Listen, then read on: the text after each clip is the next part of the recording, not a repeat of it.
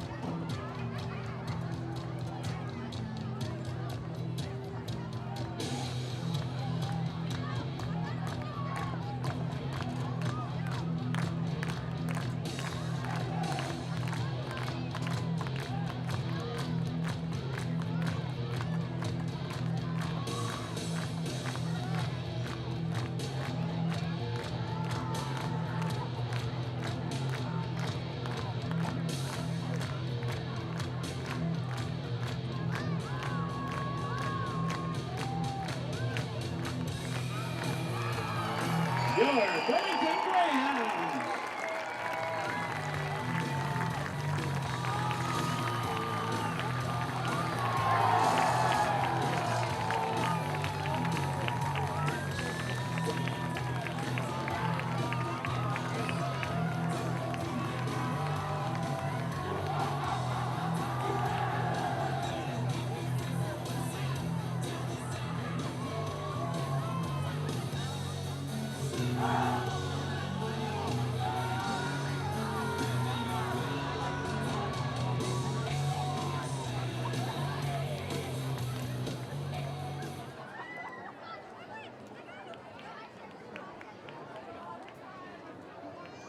Well, fans, we direct your attention to midfield, where North captains Drew Sheedy, Jordan Martin, Derek Pena, and Contreras Watson join Greyhound captains Sean Wilden, Adrian Prentice Hall, Cole Lear, and Owen DeFederico for the coin toss.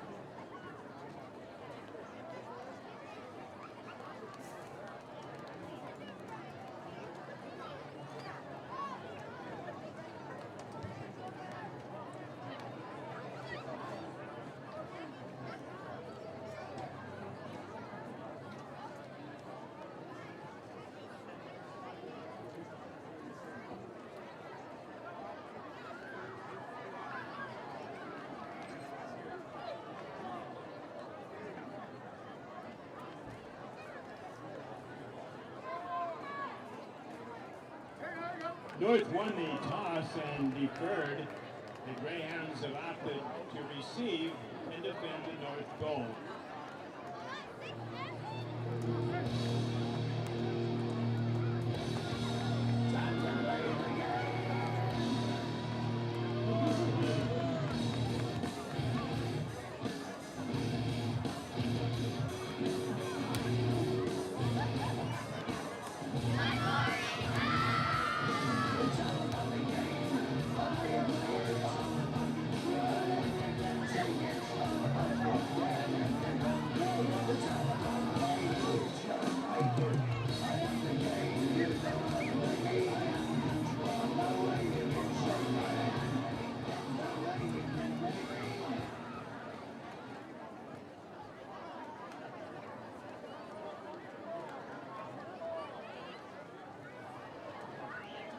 They're going to bring, and so we know what the Greyhounds bring, and it'll be just interesting to see. Now, this is a tale of two pooch kicking teams.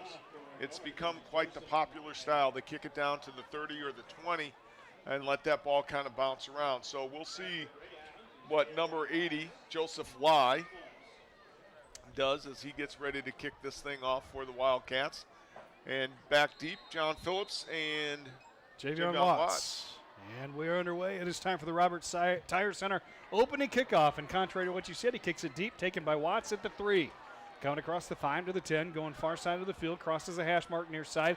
And he's going to be brought down from behind by Donovan Holloway. You'll hear his name a lot on offense. This time you hear it on special teams. Watts with a return of about 10 out to the Greyhound 13. And that's where your Burlington Greyhounds will start their first drive of the night.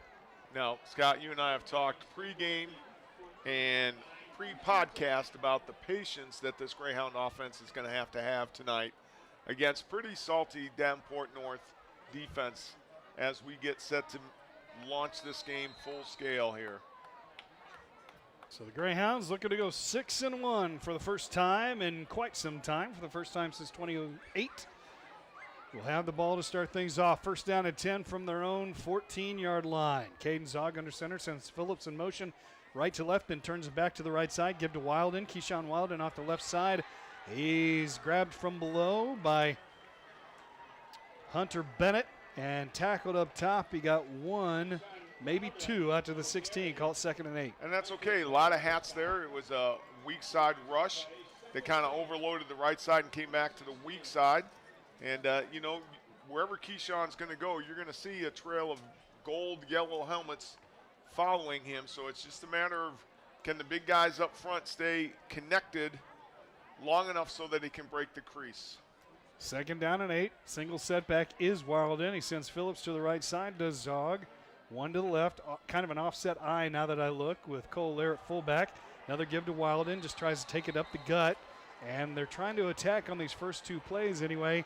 The big underbelly with 2 big boys inside, 2 defensive tackles. It's not soft, it's big.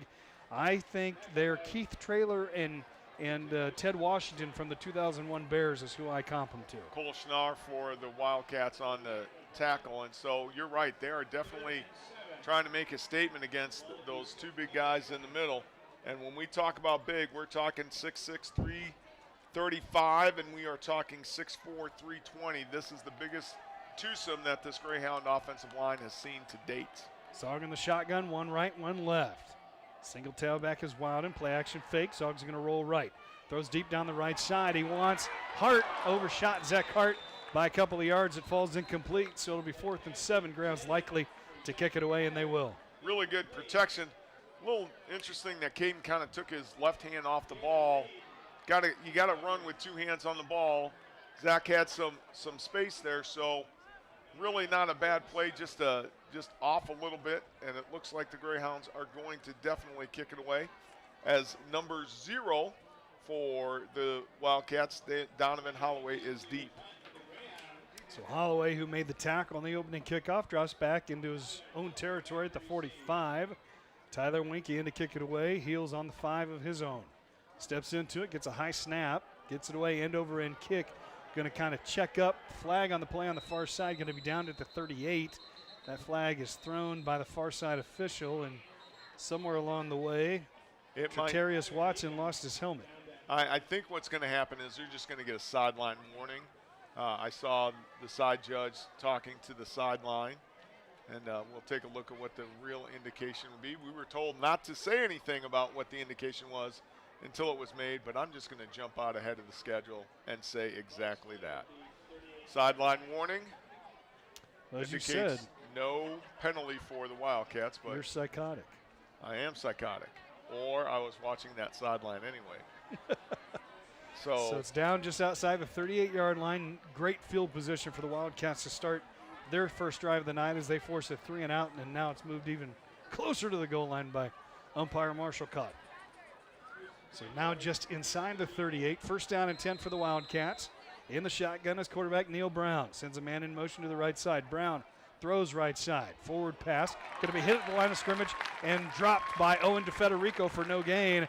That's a completed catch to number 18, Carson Williams, but no gain on the play. Great play by Owen and a great job by the corner on the far side.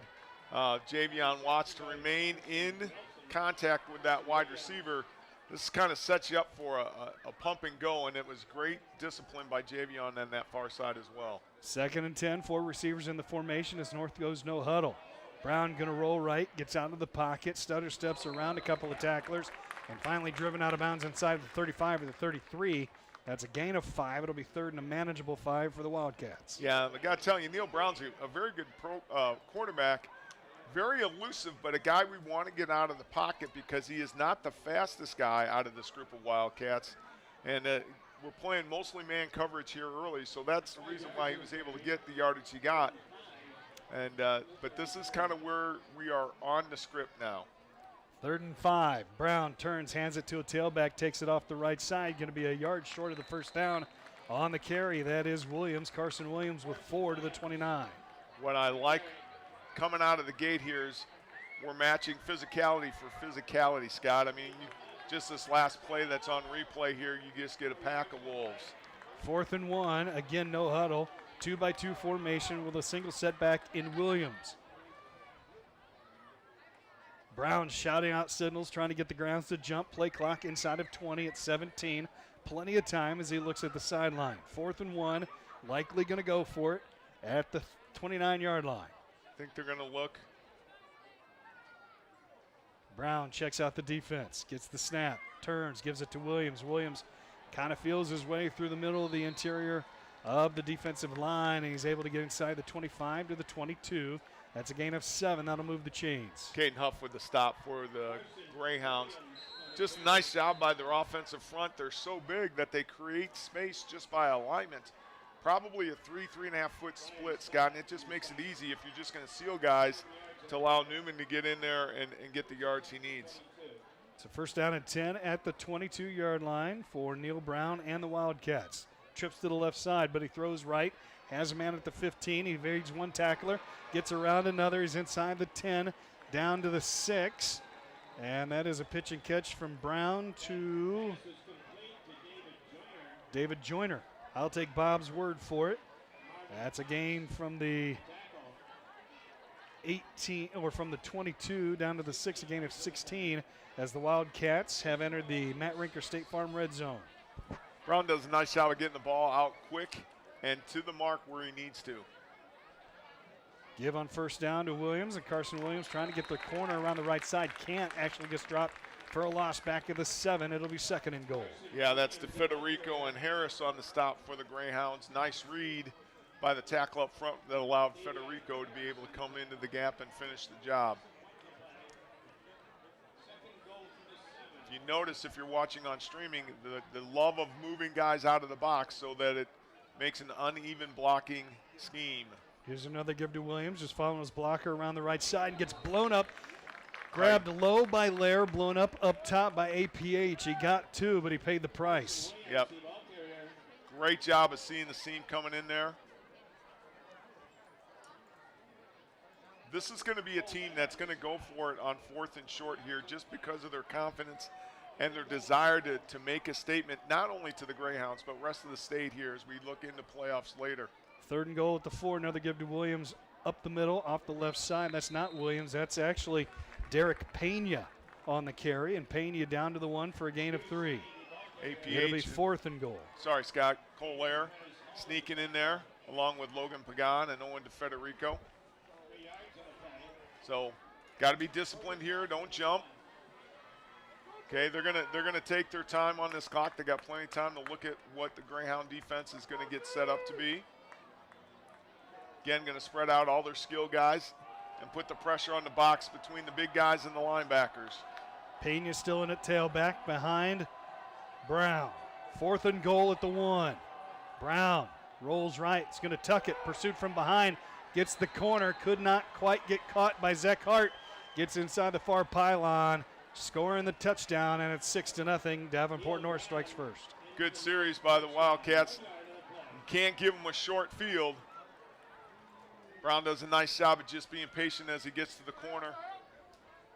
And this is, I said this earlier today too, Scott. I mean, we knew that they were going to score some points. So we got to just be patient. We got to make our adjustments as the Greyhounds have tended to do all year in the second half. But we got to bow our necks back here coming out in the second series. Joseph Lyon to try the extra point. Snap is good, hold is good, and Ly's point after is good. 6:01 remaining in the first quarter. North gets on top first. Davenport North 7, Burlington nothing. Back in 1 minute on KBUR.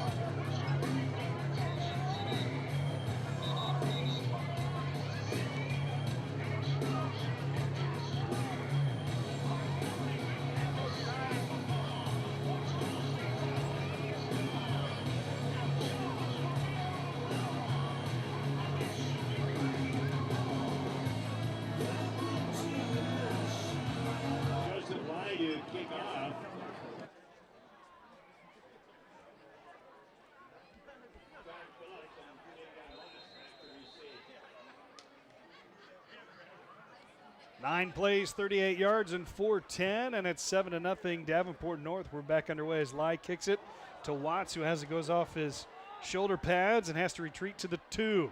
Going to try and take it to the far side, and he's not even going to get back out to the 10.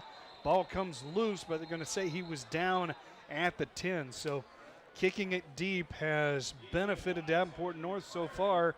2 kicks deep, 1 field position starting at the 13, the other one at the 10 on the second drive of the night for the Greyhounds. Well, as we talked about special teams this morning in the podcast, there is both an unforced error and the mishandle of the kick, and Davenport North kicking it deep, which has not been their usual. So check the box for the Wildcats here. How do the Greyhounds respond? So first down and 10 from the shadow of their own goal line for the Greyhounds at their own 10. Zog under center, Wild in 5 yards deep. It's got Cole Lair, wing back to the left side. Zog's going to throw it on first down, looks left, throws deep down the left side, wants Hart. Hart in and out of his hands at the 35. That's a pass that he's going to say tomorrow when he looks at film, I should have had. It would have been a gain of 25. Instead, It's incomplete and 2nd and 10. Yeah, I'm sure he's going to be sick about that. Really a good route by Zach and really good protection by the guys up front. Just got to let yourself run to that ball. And those are when you play teams that your margin of error is minimized. You cannot have mistakes like that. That's a ball that he had 2 yards on his receiver. He wasn't going to go. He was going out of bounds, but he got to make that catch. Get you out of the shadow. I formation set on 2nd and 10. Zog turns, gives it to Wilden, hit immediately after the handoff. Loss of 3, back to the 7. Yeah, just a missed assignment by the guys up front. Nice work by the defensive tackle, number 32 for the Wildcats. That's Cole Snare as he makes a tackle. Again, those things that, we just got to find a way to overcome this now. If we're going to remain in the ball game, I know it's early, but you just start thinking down the road here about being able to overcome some of these miscues that you have early. Tyler Deegan just getting to the huddle with the play clock at 10. They're going to have to take a timeout. Or get it off on the first count. And they're going to take a timeout. Yeah, I mean, I know there's not many 3rd and 13 plays in the playbook. No. But that's a crucial timeout that, again, when you're playing teams that are comparable in talent, which is not something we've said much this year, these things come back to haunt you. So first time out of the night taken here with 5:07 remaining in quarter number 1. We'll step away for 30 seconds ourselves, 7-0 North on KBOR.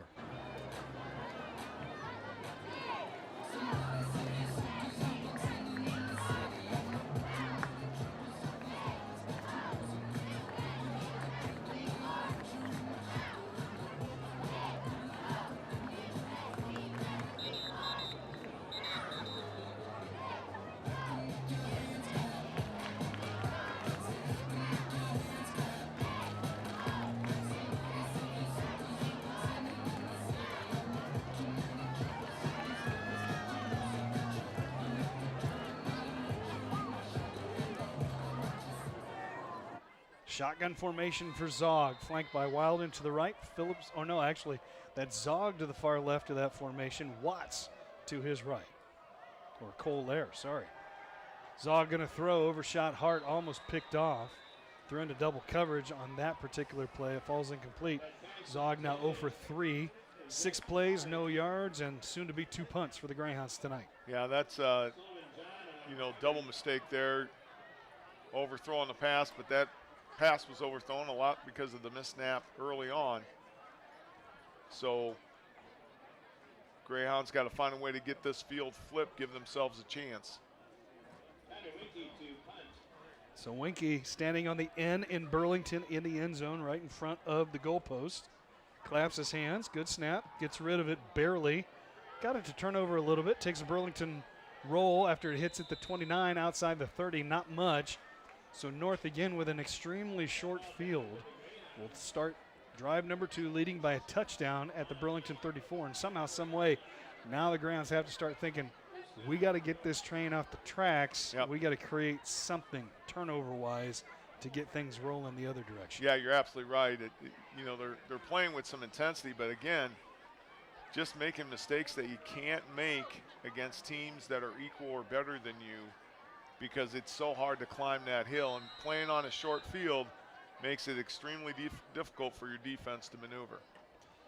Neil Brown back at quarterback, first down and 10 at the Greyhound 34, leading 7-0. Brown throws a lateral right side. He's got a man in Pena trying to get some running room to the right side, able to work his way inside the 30. Got hit on his way several times, but got to the 27. 28-27, we'll call it a gain of 7 to the 27. It'll be 2nd and 3. Yeah, just, again, spreading the field, letting your athletes move in space.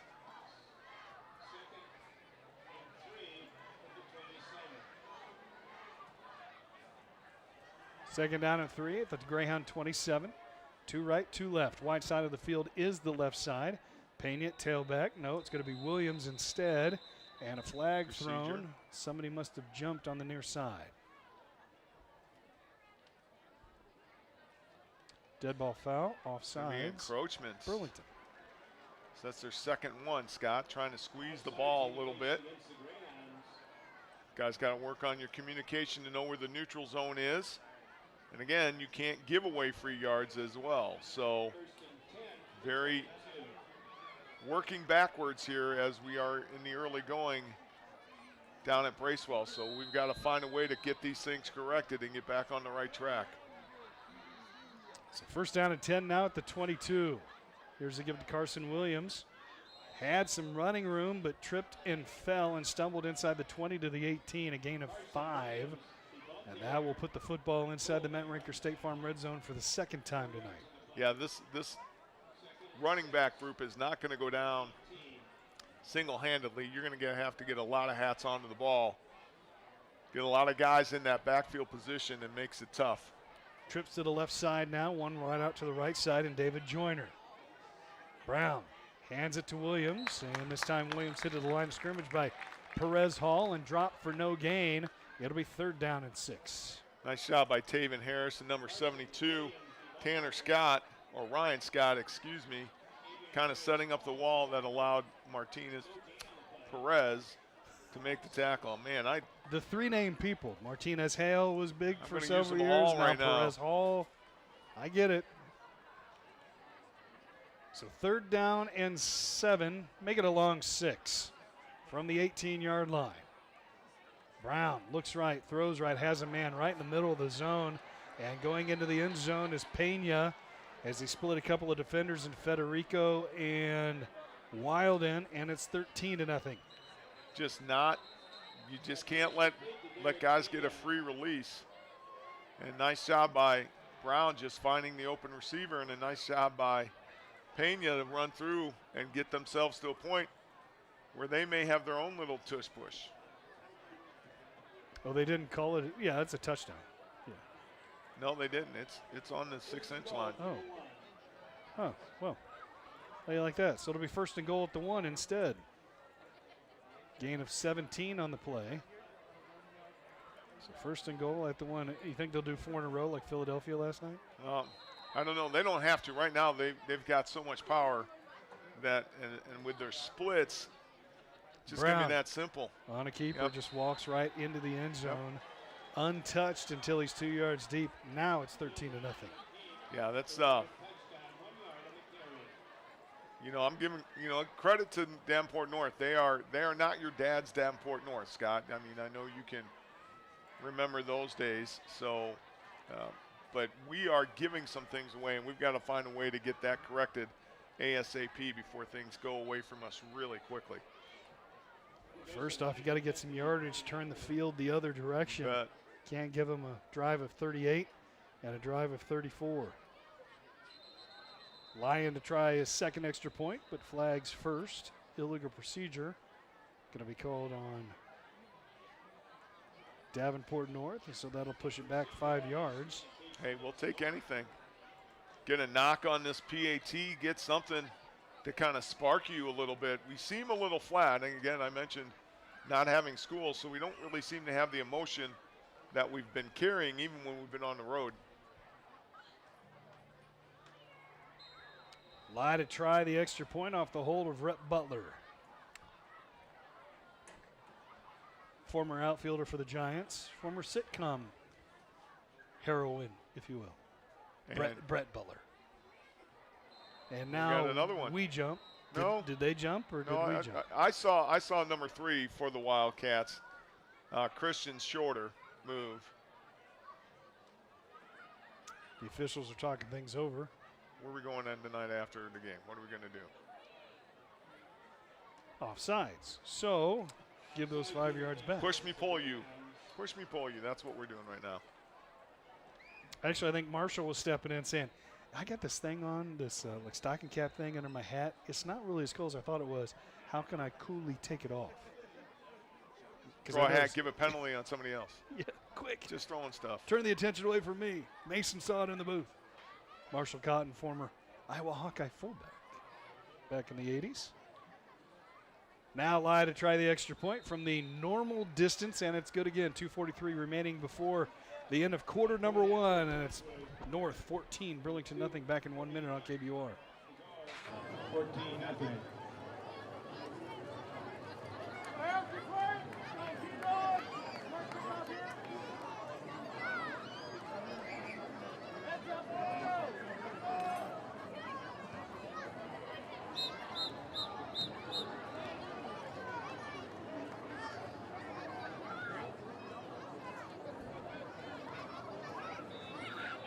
The officials for tonight's game are Jordan Hill, Marshall Cotton, Brent White, Kirk Danforth, and Marco Alvarez.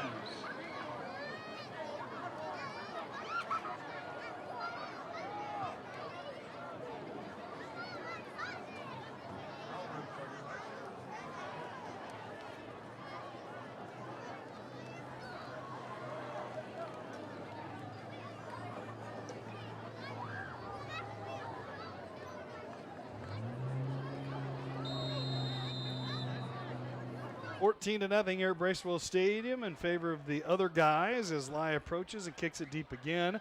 This time taken by Phillips at the 12. John Phillips across the 15, 20, 25. Spins out of a tackle and brought down at the 26. So finally reasonable field position for the Greyhounds to start a drive. Yeah, brought down on the play there on the kickoff by Cole Snare again and Donovan Holloway. So names you're hearing quite a bit early on here. Got a little help from number 5, Hunter Bennett for the Wildcats. So Greyhounds got to make something happen this drive for sure. Even if they don't score, I've got to find a way to cross the 50. That's I think that's crucial for us right now. So it's time to find something to dial up and just get back to what we're used to. What are you made of? How are you going to deal with this adversity? You haven't had to deal with it much this year. Zog from the shotgun, flanked by Wildin to his right side. Zog going to follow Wildin around the right side. Deep down the middle of the field to Federico, caught at the 30, 25, 20, 15, 10, 5, into the end zone. One play, 74 yards, touchdown Greyhounds. There we go. I was about ready to say it again. You were out of breath right now, but man, what a great job by Caden. We talked about arcing back a little bit more this week, but a great job of reading where coverage was, knowing the matchup that it was one-on-one with the linebacker number 44, Pena, and he just threw a dime to Federico, and he does his best serpentining to get into the end zone. Great way to answer. Tyler Winke in to try the extra point off the hold from Phillips and the snap by Mason McAllister. Snap is good, spot is good, kick is good. 2:26. That took 17 seconds. Now the defense needs to get a stop. 14-7, Greyhounds now trail. 2:26 remaining first quarter. Back in 1 minute on KBUR.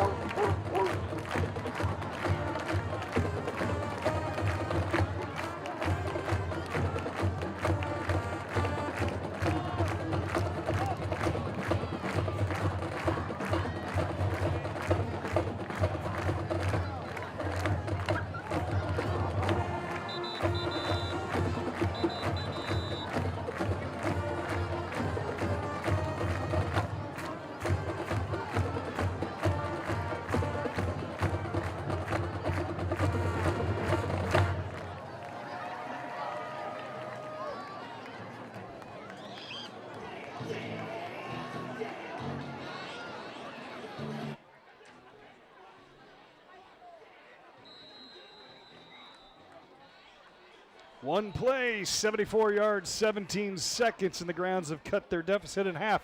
It's 14-7, and Tyler Winke has it back up on the tee. And back underway, a little squib kick going to be taken at the 34-yard line and brought near side. Tripped up and finally, no, still on his feet is Joyner. Joyner across the 40 to the 42-yard line. So not as good as before, but still very good field position for North to start this drive. Yeah, and I've got to tell you, these guys are not going to go down with one hit. David Joyner does his best to spin and juke and move and get out of the way. You can't just arm tackle. You got to put a body into somebody and get some help from your guys. So now the Greyhound defense after the offense has lit a spark. And needs to get a stop. And at least make them go more than 50 yards. Trips to the right side. Wide side of the field is to the right. Brown behind center. Gets the snap. Turns, gives it to Carson Williams. Williams off the left side. Hit and falls forward for 3. He got hit at the line of scrimmage, but he's a big dude. Not as big as the young man last week from Davenport West, but still powerful, and he got 3 as he fell forward. Just, it seems lengthier, Scott. I mean, it just seems like Williams is just a longer runner. Burge was just this compact little thing. Great job by Marcellus Hunt to come back and make that tackle. 2nd and 7 from the 45. Brown going to throw, rolls out to the right side, pressured, now pursued, comes back near side, tucks it, tries to get the corner. Can't quite get back to the line of scrimmage. There's going to be a loss of yardage back to probably the 42, maybe the 43. We'll see where they put it. I think it's going to be the 43. They better not give him the 45. He didn't get the 45. Yeah. It's the 43. It'll be a loss of 2. You know, and a great job again by the guys up front. What you got to do is you got to keep your rush lane integrity here, though.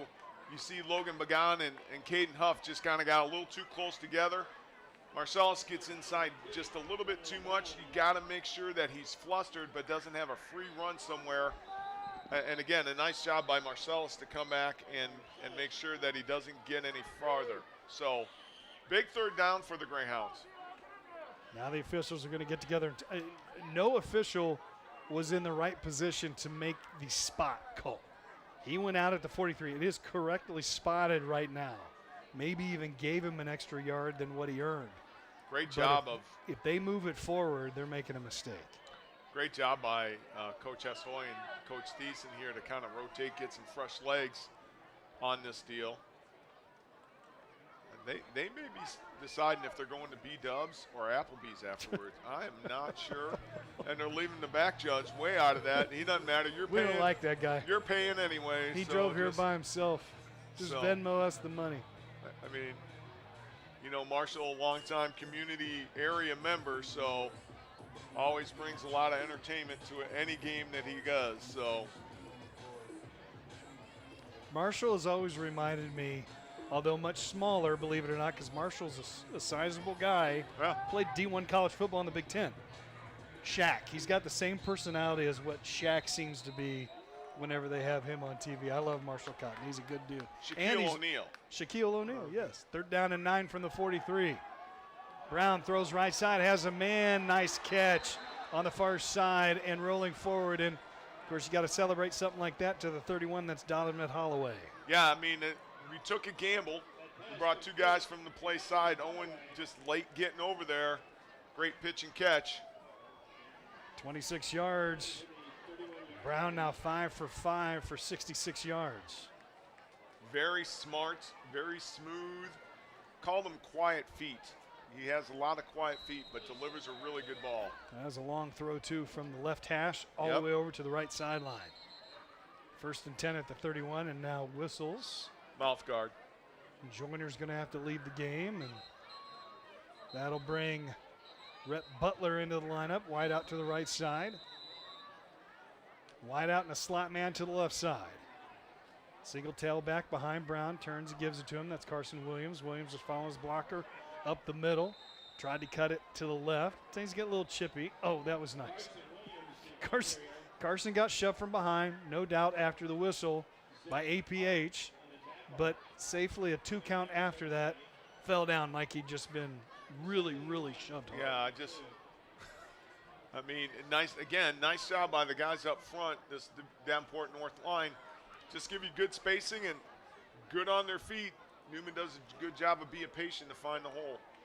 Gain of 9 will put it at the 22. Again, Williams trying to go right up the gut. He's got 1st down yardage inside the 20 to the 19. A gain of 3, and North once again in the Matt Rinker State Farm red zone. Scott, I've twice called him Newman, Carson Newman, like the university. Right. So I appreciate your holding not me accountable correcting to him. the name. Yeah. Well, I've been accused of being a grammar Nazi, so I don't want to. That's not even grammar. That's I know, but I don't want to make people feel badly. Specific noun. You make me feel bad every week. Why don't you just add to the top of that? Because that would be the cherry on top of that Sunday. 1st and 10 from the 19. Williams again off the right side. This time hit and drug down from behind. Was that Zach Hart? It was, number 30 with the tackle. A loss back outside the 20 to the 21, a loss of 3. Yeah, nice job just continuing to beat on this offensive line. And it looks like we are. That'll do it for the first quarter. An eventful quarter. 3 scores, miss a little, miss a lot. 2 one-yard touchdown runs by Neil Brown. A 75-yard or 74-yard touchdown pass from Caden Zog to Owen DeFederico, and it's North 14, Burlington 7. We go to quarter number 2 on the other side of this, back in 1 minute on KBUR.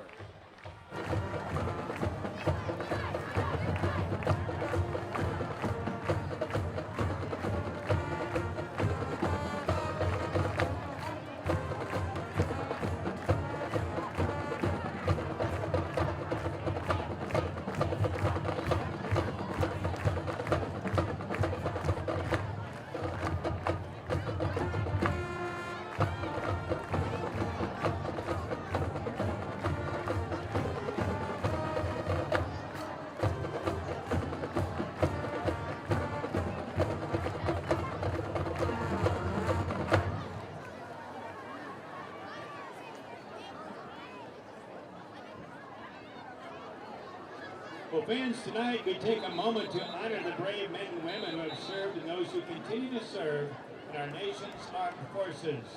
Their courage, sacrifice, and commitment to protecting our freedoms embody the very best of our country.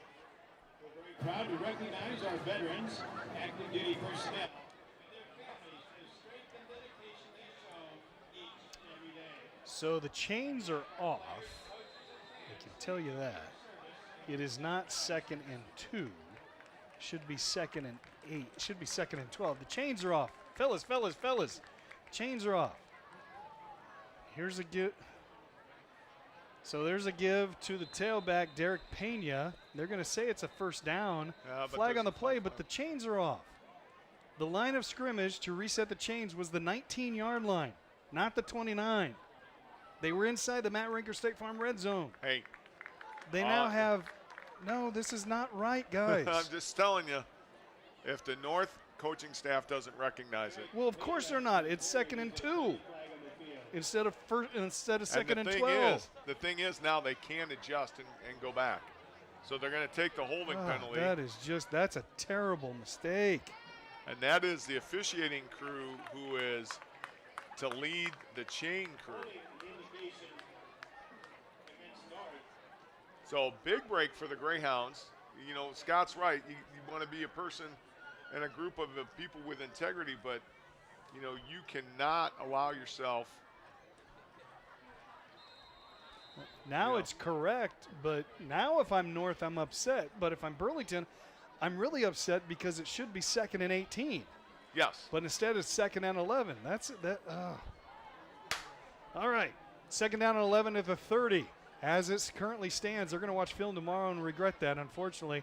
Here's a pitch and catch inside the 20, and stutter stepping and juking out of a tackle of DeFederico down to the 10 is complete. There's a rotation. I think that was to 0. I think that might have been. I thought I heard he said Malachi McKern. 20-yard pickup to Malachi McKern. They're just having struggles with communication on that coverage. It looked like 2-zone, and that's why the corner there let him go into that safety zone. So 1st and goal at the 10, and an illegal procedure going to be called on someone on the left side away from us. Zach Hart may have gotten lucky he didn't get called for something there, because after the whistles were blown and Neil Brown had retreated, Hart was coming in from his blind side, made contact, sent him to the ground, but no call. Just as the throw was getting off. I mean, the whistles blow. It's hard to slow that down. So 1st down and goal now from the 15 for Davenport North. 2-by-2 formation. Carson Williams, the tailback. Brown dumps it to Williams. Screen pass the left side. A little pass in the flat. Williams get those 5 yards back, +1 to the 9 before he's upended. It'll be 2nd and goal. Yeah, great tackle. Is that Cole on there? Yep, Cole there on the stop here, playing a little man defense. So, nope, that's not. That's Peyton Kenny. I apologize, everybody. Good job on the single man tackle. 2nd and goal. Now a little lateral pass going to be thrown to Pena. Pena steps around a tackle, still on his feet at the 5, spins down to the 1. So pickup of 8 on that lateral. Officially a run to Pena of 8 yards, and it'll be 3rd and goal now at the 1. There's Laren DeFederico. Man, Pena does a great job of just eluding solid contact and spinning out and getting themselves down into 1. So this is where Brown did a nice job of just setting up and taking a quarterback draw into the house for 6 early in the 1st quarter. Brown already with 2 one-yard runs. We'll see if he'll go for 3 right here. Sends Williams in motion, empty backfield. He will keep it just right up the middle. Breaks the plane of the goal. His 3rd one-yard touchdown of the night, and it's 20-7. Yeah, just again, you gotta talk about playing within your margins, and we've got to find a way to continue to shorten that up. Give credit to the Wildcats. They've had some great play designs and have caught us in some unusual coverage for this defensive package. But we've got to answer back, and we can't just continue to have one-play drives of 74 yards and more. So Lyon to try his third extra point of the first half. Snap, kick, whistles. That'll be on Tate, Tavon Tate. He came. He really tried to jump the snap here. Dead ball offsides. Doesn't hurt anything. You're going to move it half the distance anyway, and they may decline it.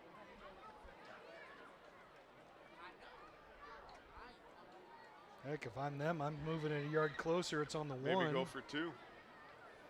Brown hasn't been touched any of his 3 runs previously. No, especially inside the 1. But they're going to keep Lie out there, so they'll try and kick it again. Just from the 9 instead of the 10.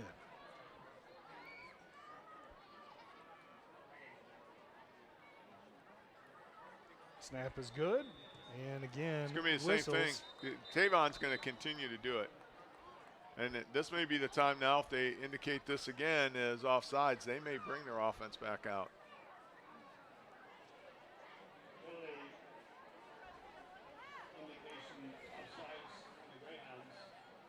So now they are thinking things over.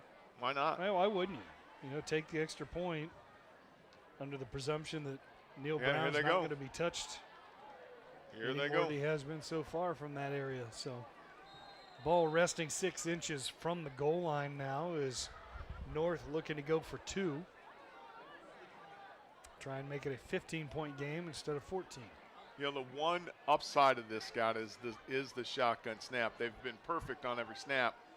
Nothing high, but Brown has not yet even come close to being under center. Brown keeps it again, faked it to Pena, took it in, untouched again, but a flag on the far side. Wow. I mean, at some point in time, somebody's got to put a paw on Neil Brown inside the 5-yard line. Illegal procedure. Now it moves it all back. Illegal formation, I should say, because they didn't stop the play. This has been the longest extra point in history. Now they bring out the kicking unit again, because that'll take it outside the 5. Pretty sloppy on this particular series of 3 tries for point. You know, and Tavon's doing all he can to come off that edge on the far left side.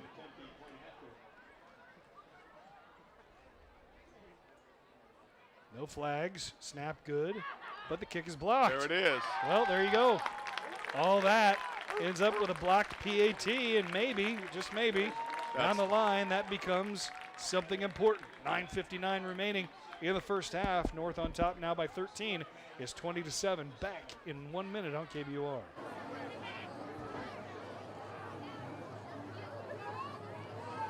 That block by Tavion Harris to the Greyhounds.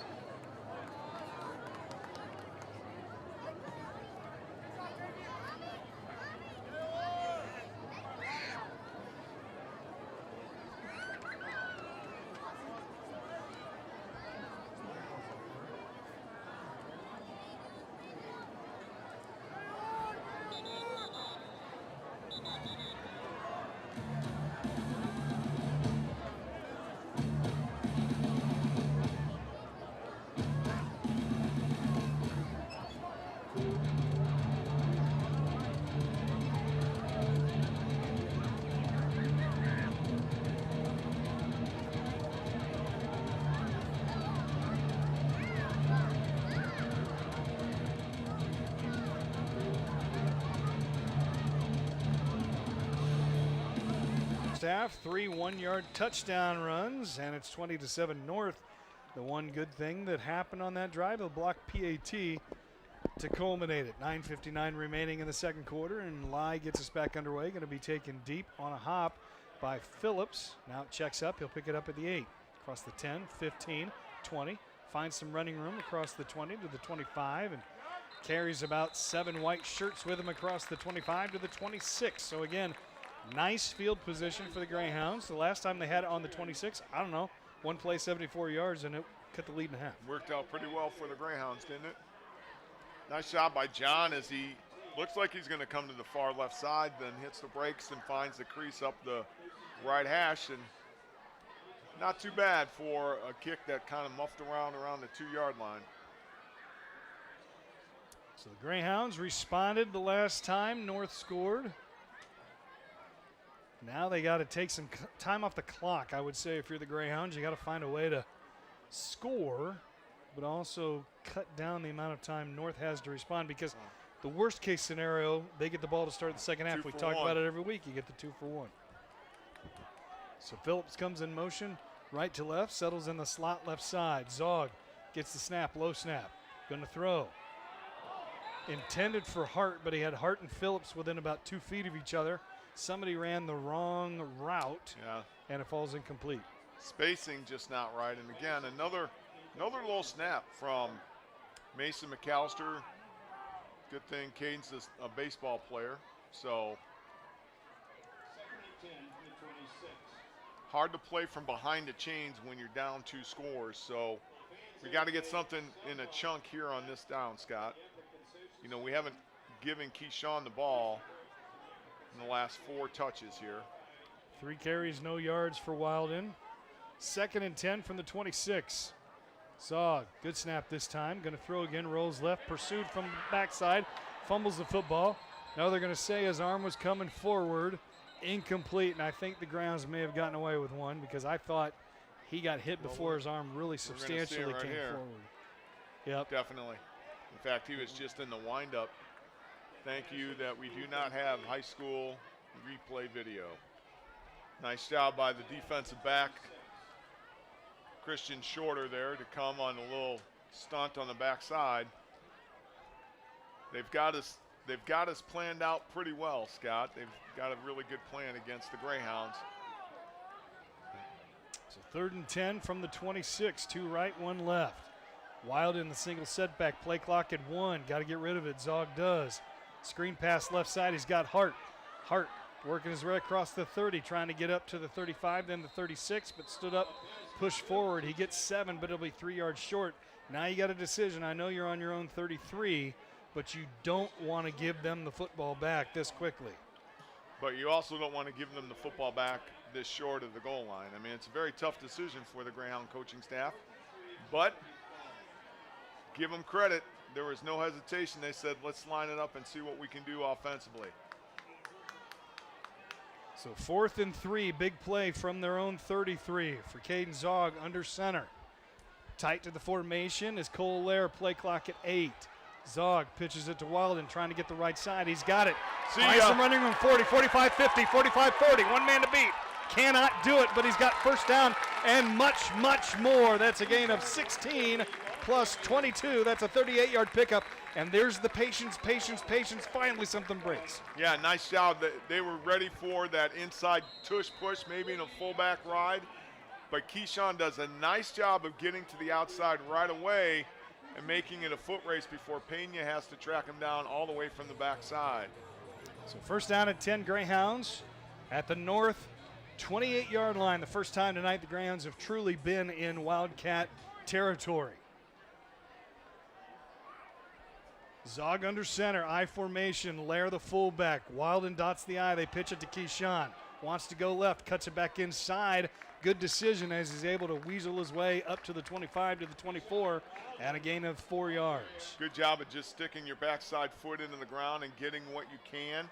Good chunk on this first down for the Greyhounds. And again, you're in no hurry. You do not want the Wildcats to have the ball here to close out the half.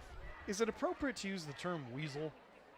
Weasels his way to the 4. Yeah, anything's open here on Friday Night Snakes Football. I mean, any animal. You can't Rise, really say slithers. Really can't cow his way to the 4. Finangles. Tigers is. I think weasel works. Zog, somebody jumped. That looked odd from the start. That was clunky from the beginning. I thought that was our fullback, Cole Lair, who got a little excited to get going. So we wipe out the first down gain. Make it 2nd and 10 for the Greyhounds from the 29-yard line of Davenport North. Again, one of the things that we talked about also early this morning, Scott, was don't try to out-cute yourself in a special play. Do what you do, and if that doesn't work, then maybe try something else. But we haven't really been in a steady diet of pounding the rock inside like we have in the last couple weeks. 7:20 and counting remaining here in the first half. North 20, Burlington 7, but Burlington has it 2nd and 11 at the North 29. After the penalty, Zog in the shotgun, and I think that's got to be North jumped that time. I think that's got to be neutral zone. But again, these are the margins of error that we talk about, right, Scott?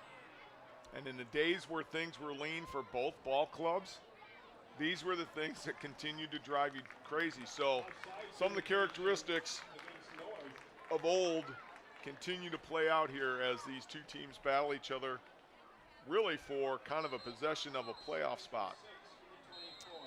So 5-yard penalty on North. We'll take it inside the 25 to the 24. Call it 2nd and a long 5, short 6. Grounds have to get to about the 18 to move the chains. Yep. So 2nd down and a long 5. Phillips comes wide to the left side. That's the wide side of the field. Ball between the hash marks. Zog going to throw. Looking deep down the middle. Wants Hart into the end zone. They're going to call pass interference on Davenport North. And I'm not sure that that was interference in the truest sense, although I don't think the defensive back from North ever got his head around. And the beauty of the high school football game, there's no such thing as an uncatchable ball. So it could have been thrown into the concession stand for all the officials' care, and it doesn't matter. You've impeded the receiver, and we will take that, ladies and gentlemen. 1st and 10 for your Greyhounds as we continue to roll along on this drive. 15-yard penalty. We'll take it all the way down. Well, it'll take it half the distance. It'll be a 12-yard penalty to the 12. And the Greyhounds have entered the Matt Rinker State Farm red zone and have great field position with 1st down and 10. I hate to be greedy, but we need 6. You can't go only 3. DeFederico wide to the right. Phillips in the slot that side. I formation behind Zog. Zog turns, fakes it to Lair, follows Lair into the hole. Off left guard. Gets inside the 10, down to about the 9, a gain of 3. Nice job by the Wildcat defense of really doing a good job of reading Caden Zog. He held on, and then pulled back. So 2nd now and 7 from the 9. I would love to run that play to the right so we would be stronger with our pitch hand. Caden being a right-handed thrower, that pitch is easier going to your right than it is to your left. Halfway through the 2nd quarter, Greyhounds trying to cut this 13-point deficit. Once again, I formation set. Zog gets the snap, looks left. Tried a quick slant to Kyler Deegan, but overshot him. Wasn't even close. And I don't know. I wonder if Caden didn't see somebody enter into the lane of his throwing lane and just got rid of it through the back of the end zone. Well, that might be true, too. So big 3rd down here. We can still get a first, Scott. And it'll be interesting to see how the coaches call this play, if they're going to try for first or if they're going to try to get in the house right now. So 3rd and 7. Ball resting at the 9. DeFederico again goes wide to the right side. Phillips in the slot that side. Your tight end on the right side is Zach Hart. High formation set with Lair and Wilden tail the tandem. Pitch to Wilden. Reverse. Coming near side is Phillips. Needs a seal block. Didn't get it. Can't quite get the corner. He's going to just fall down and be dropped at the 15. A loss of 6. Great job by the Wildcat defense of just holding their own. Simon football. We lose probably some precious yardage as Tyler Winkie does come out to get set to kick it away for 33-yard field goal. Am I reading that right? 33 yards from the left hash. Phillips with the hold. 5 minutes on the clock when Winkie boots it away. McAllister's snap is high but pulled down by Phillips. Winkie's kick is long enough and true. 4:53 remaining in the first half, and Tyler Winkie with a 33-yard field goal makes it North 20, Burlington 10. Back in 1 minute on KBOR. 4:53 to go in the 2nd period.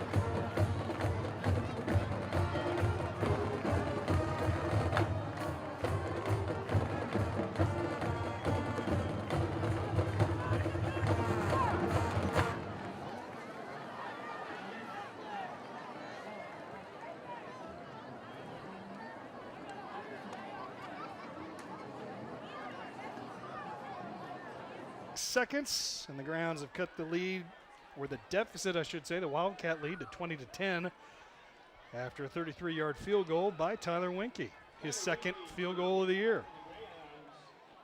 Nice execution by the special teams unit for the Greyhounds. Winke gets us back underway, kicks it deep to the 15, going to be taken on the near side. Taking it back across the field is Michael McKinney. McKinney still on his feet. Nice return out across the 35 to the 37.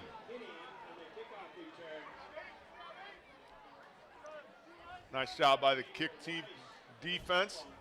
Xavier Rice and John Phillips with the stop there.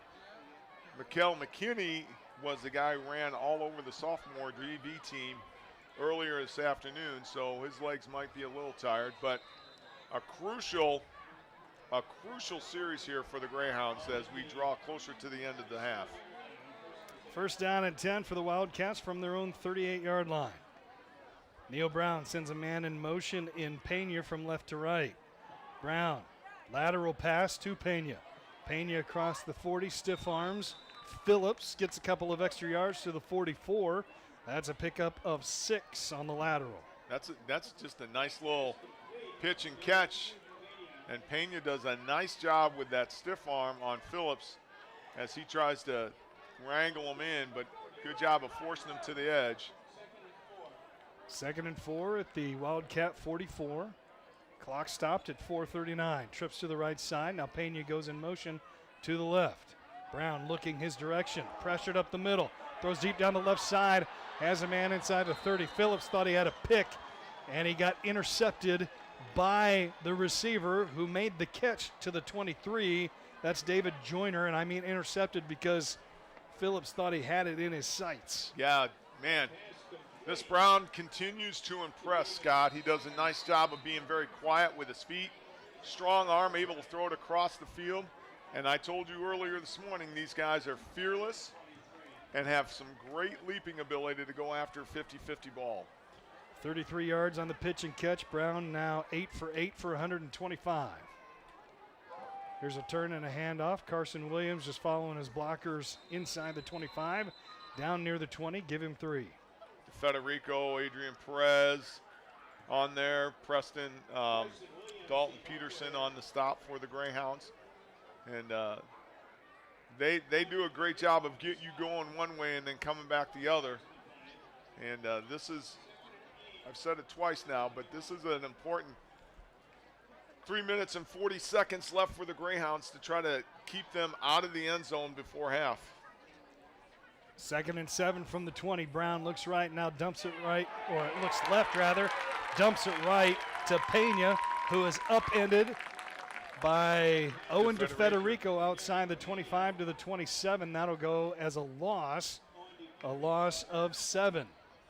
Great setup by Brown, and Pena is in the right place, but man, Owen DeFederico had that thing sniffed out, and he was going to make sure Pena was not going any further. So behind the chains now, 3rd down rather, and 14 from the 27. Brown throws right, has a man at the 21, that's Joyner, trying to get out of the sights of Watts, and does for a moment, but then gets some help in DeFederico and Lair, and stopped at the 21. He got that yardage back, -1, so it's a gain of 6. It'll be 4th down and 8. Great job of Javion just staying with it, and great help from the rest of the defense. Okay, they fooled you on some seam routes and some fades down the sideline. Big play for the Greyhound defense, 4th down and 8 at the 21. Brown has a man at the 15. And getting first down yardage down inside the 10. A.J. Taylor with his first catch of the night. Gets down to the 7-yard line.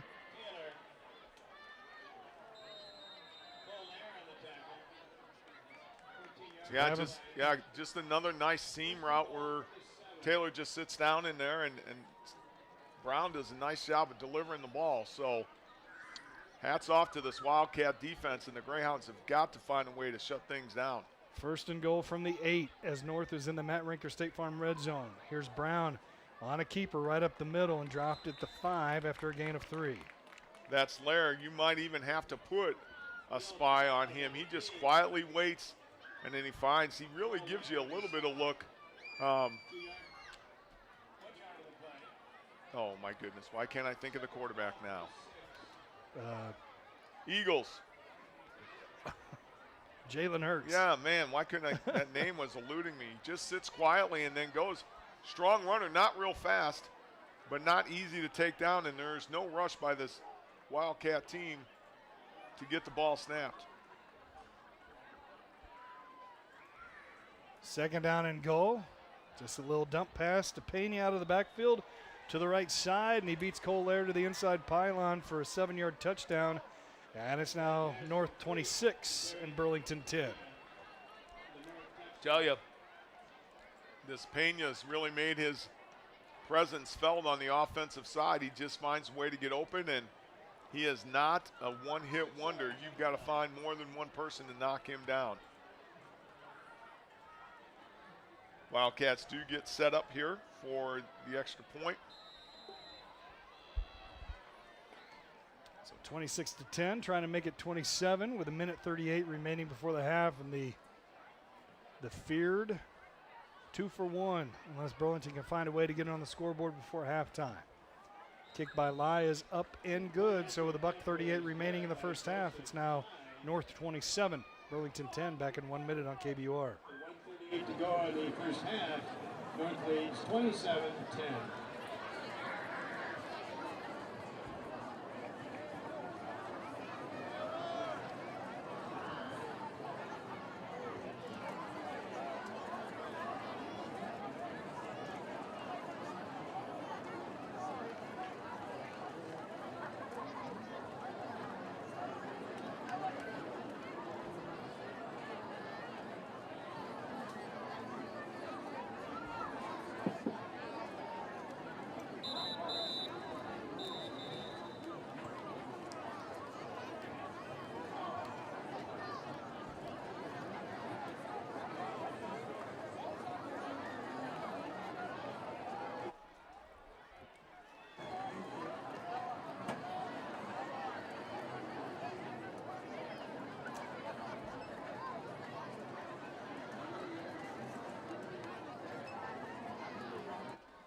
Caught me mid-bite. Back here at Bracewell Stadium where the Greyhounds trail by 17. 27-10 with 1:38 to try and do something before halftime. Lai has it on the tee, and we're back underway as he kicks it from the far hash, and whistle's going to blow this play dead. Our fourth illegal procedure on a kick play tonight. Our sixth if you count in the first game. Must be a point of emphasis of the week. 7 accepted penalties now on Davenport North, 5 for Burlington. We got to make one of these count, Scott. We got to find a way to make this work for us as we're doing. Hey, if you have any scores out there, ladies and gentlemen, our apps are being slow to update. So if you have scores, go ahead and text Scott and I during the break. We want to be able to get those out to the people who are listening tonight. So especially within Class 4A District 3 and around the area, those are our big ones. Lai with the approach, and again kicks it deep. Can be taken by Phillips at the 19 on the far hash. Phillips bringing it up, reverses course, spins out of a tackle at the 32, and quickly swallowed up, however, at the 34. So with 1:31 remaining and 66 yards to hit pay dirt, the Greyhounds going to try and do something going into the locker room. Yeah, and I'm not sure what you would want to do if you want to send a message and just run the clock out, or if you want to try to hit some home run balls like you did in that third series to DeFederico. It just really is a unique call. I don't see this as a dominance. Right now, their offense has our defense really scatterbrained, and we're trying some things on offense that, again, we need to kind of find a way to be a little more patient with ourselves offensively. So 1st and 10, 2 wideouts to the wide side. That's the right. Cole Lair flanks Zog, who'll throw in first down. Has Hart right down the middle of the hash. Between the hashes, right down the middle of the field, I should say, between the hashes from the 34 up to the 43. That is 16 plus, that's a 23-yard pitch and catch from Zog to Zach Hart. They've been trying all night. Yep, Caden finds the soft spot in that cover 4 that they have right now. Greyhounds go no huddle, 1st and 10 from the 43. Zog gets a low snap, throws right, has a man again. That is DeFederico. We know when DeFederico coughs up the football, recovered by North at the 35. Well, I don't know. There's a scrum. It's hard to see as we're going out. We'll see. North is indicating. Lots of whistles being blown. And it is North football. They'll take over, 1st down and 10 at the 36. That was number 1, Malachi McKern on the recovery. Great job on the pitch and catch. You got to learn just to hang on to it when you got people chasing after you. I know you're trying to make things happen late in the half. Owen almost got his paw back on it to bring it in, but McKern was right there to scoop it in for the Wildcats. So, home run shots here right now. The Wildcats have been able to throw the ball deep. Got to find a way to get some disruption. Keep them out of the end zone before the half. So the Wildcats take over at their own 36, leading 27-10. A minute and 8 seconds remaining. Brown, flushed out of the pocket. He's going to tuck it and run. Runs up the far sideline, run out of bounds just short of the 45. They're going to give him the 46, so not short of the 45. That'll be a gain of 10. Likely going to move the chains. It's a good spot. Nope, made it 9. Oh, Scott, 9. they put him back on the 45 of the Wildcats. So 2nd and 1 at the 45, clock at 59 seconds. Brown throws left, has a man in and out of his hands, however, intended for A.J. Taylor. First incompletion of the night for Neil Brown. Now 12 for 13 for 143 and a touchdown. I'm sure Neil will have something to say at halftime. Just get into the face of A.J. and say, man, you ruined my night. Things were going so well. So 3rd and 1 now. Brown going to throw it. Little dump off screen pass to Pena. Pena into Greyhound territory. Run out of bounds and now late you flag. are absolutely right. Good job, Marshall Cotton. That is definitely a block in the back on Cole. That would wipe out a 1st down, and possession moving up to the Greyhound 44. Trying to get a replay here to see who that was. Illegal block in the back on North. I'm sorry I did not wait for the official indication, but I just saw it live.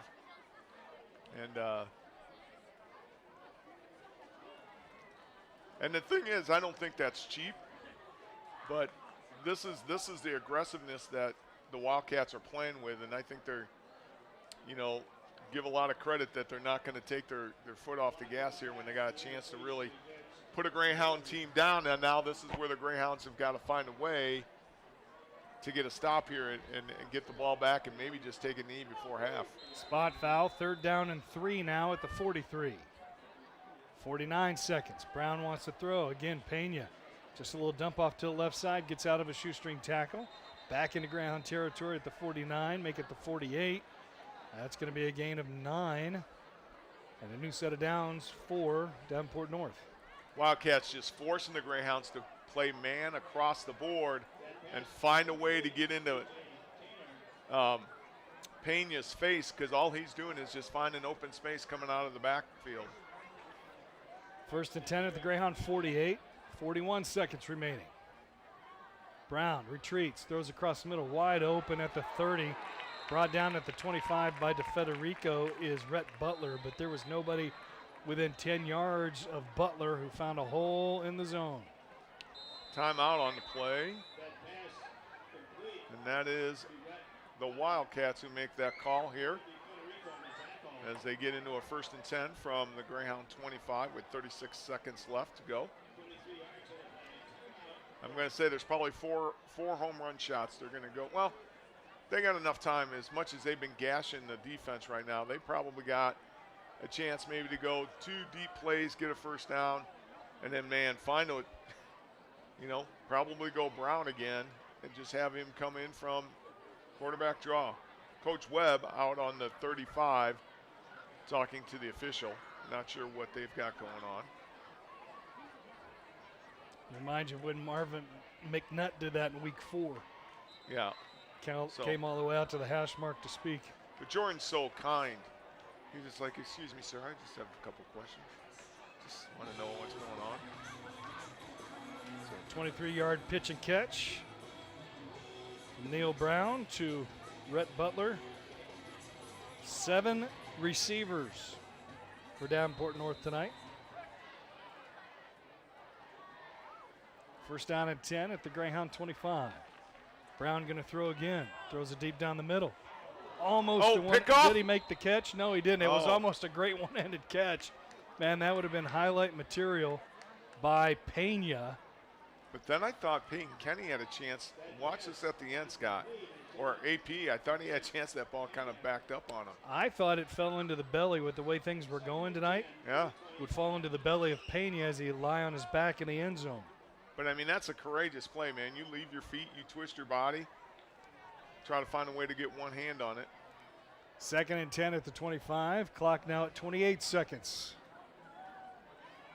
2-by-2 formation with Pena in the backfield. Brown throws right.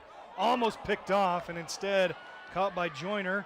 And because Watts went for the interception, there was nobody between Joyner and the goal line. Touchdown North, and it's 33-10. And all of a sudden, 2 for 1 becomes 3 for 1 as North will get the ball to start the second half, and this is getting ugly. Yep.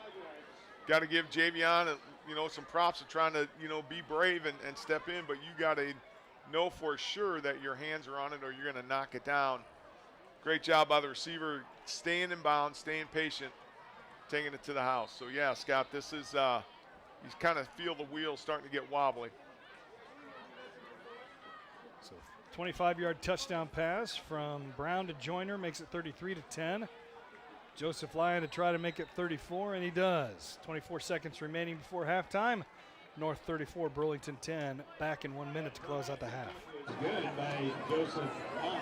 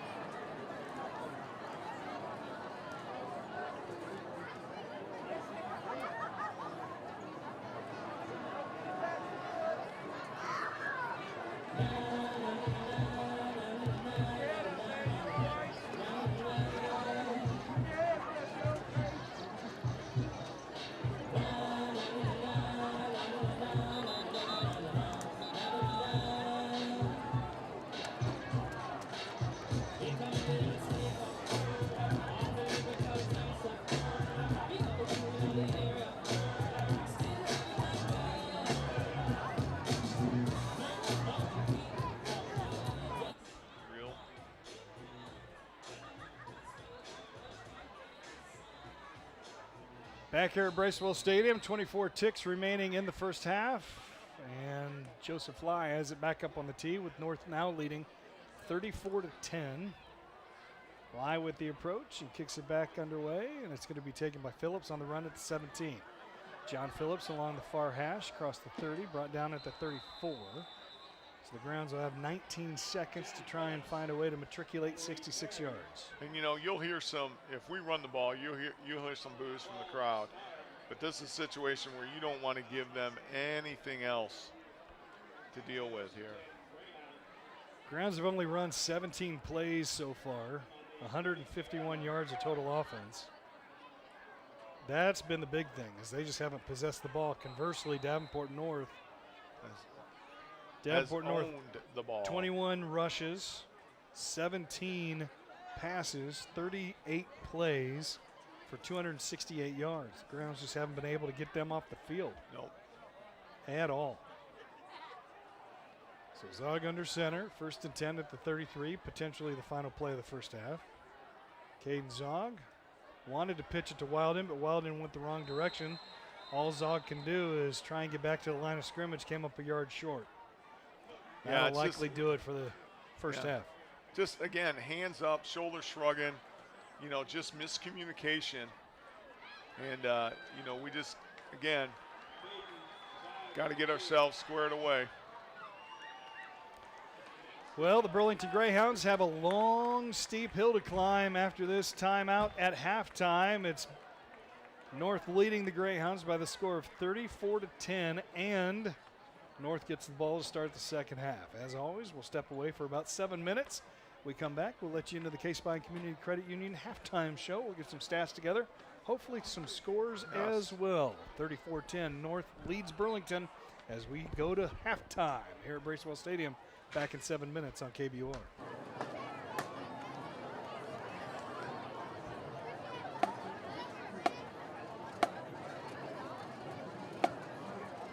Good evening, ladies and gentlemen.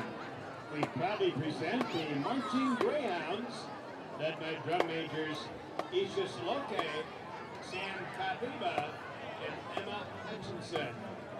Tonight, the Marching Greyhounds perform Caliente by Gary P. Gilroy, a lively and fiery Latin-inspired work. Featured soloists include Ryder Brookeiser on trombone, Radek Kozlowski and Jonas Olsen on trumpet, Saoirse Herman on the horn, and Isha Saloke on flute. This performance showcases 3 exciting selections: Fuego, Flamenco, and Picante.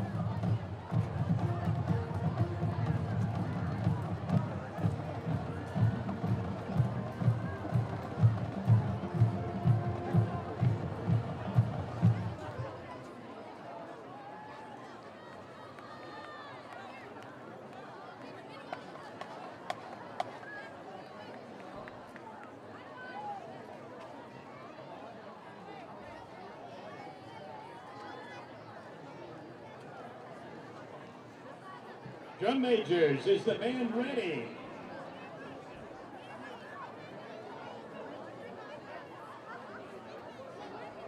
Band, take the field.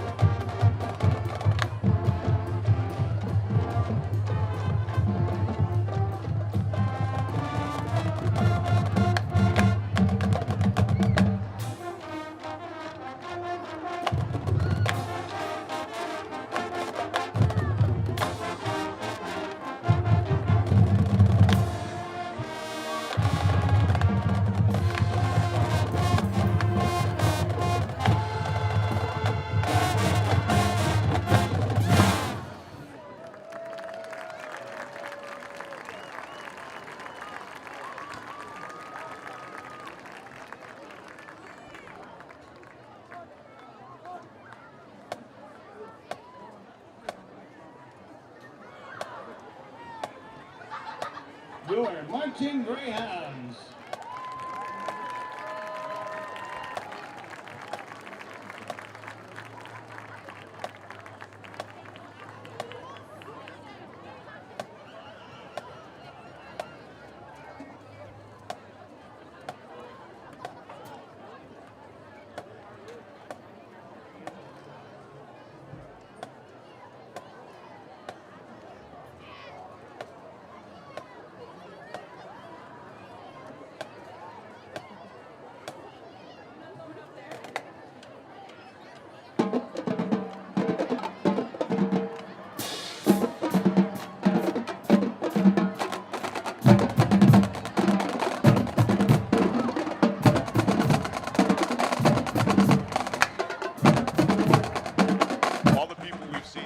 This guy might be the district MVP. Well, and I think that makes sense given that we've seen Clinton and Davenport West, the two teams right now that are at the bottom of the district. Yep.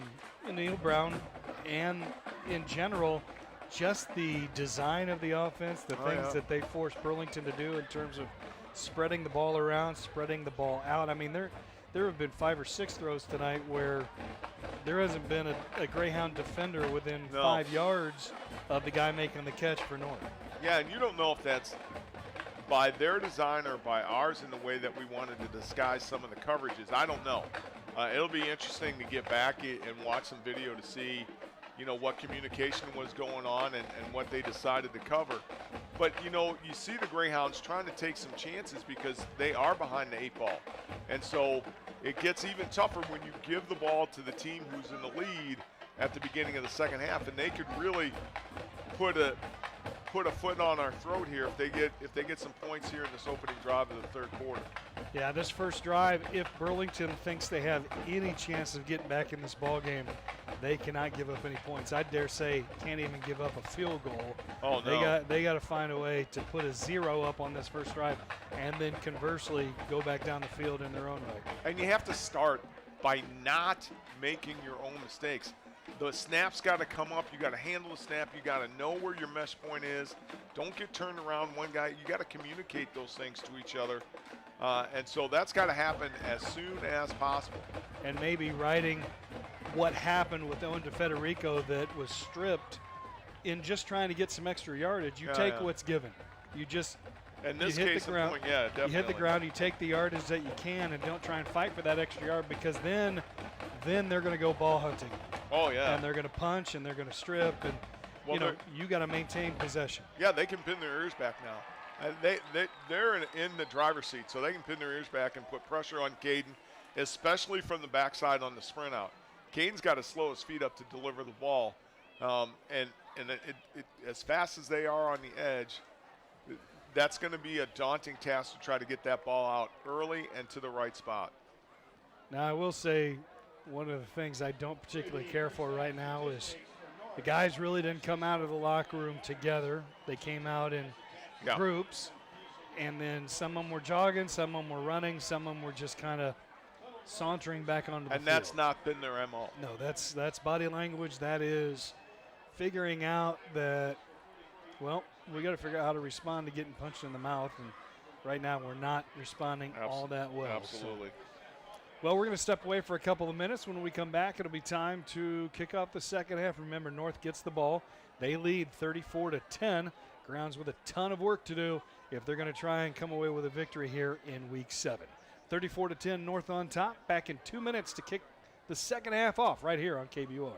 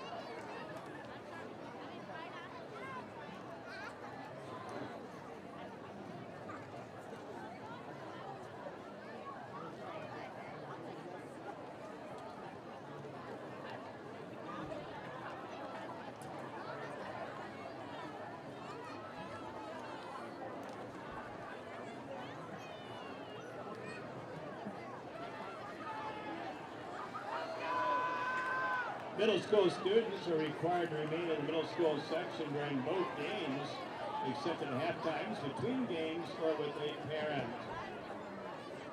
And all students, once you enter the BHS athletic activity and leave, you must pay to re-enter. The activity passes are valid only once. If you have an emergency, please see a BHS administrator. We thank again Happy Joe's for donating pizzas for the press box crew on game nights.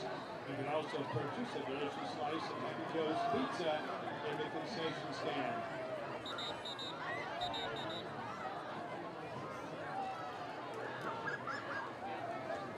By order of the Board of Education and the Iowa High School Athletic Association, smoking and the use of smokeless tobacco products is prohibited.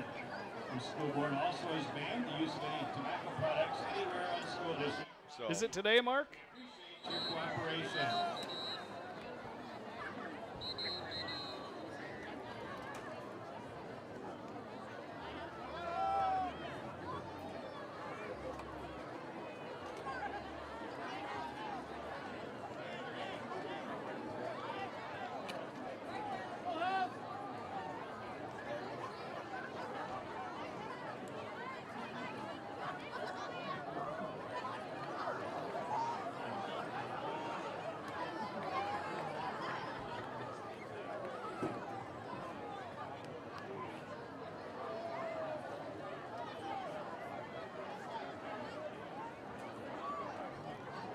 Let's see if we can't get that started. Trademark registered.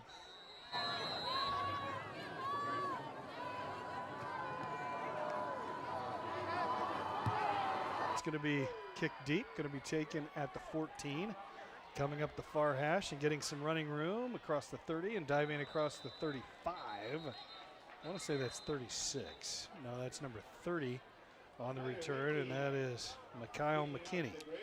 Yeah, I'm not sure who it is, but I'm going to give that tackle to number 33, Jaden Lindenberry. He was the one who kind of kept running around in circles at the end of it. So hard to see on the far side, so hey, you are in the stat book for 2025. You were correct. I looked at the replay as you said that, and he, in fact, was the aforementioned tackler. That ankle tripper. So first down and 10 from their own 36 for the Davenport North Wildcats, leading 34-10. Carson Williams in motion. Brown takes one step back, throws it to the right. Just a little screen pass to the right side, complete to Malachi McKern. Short yardage, 1 yard, up to the 37. And I will say this.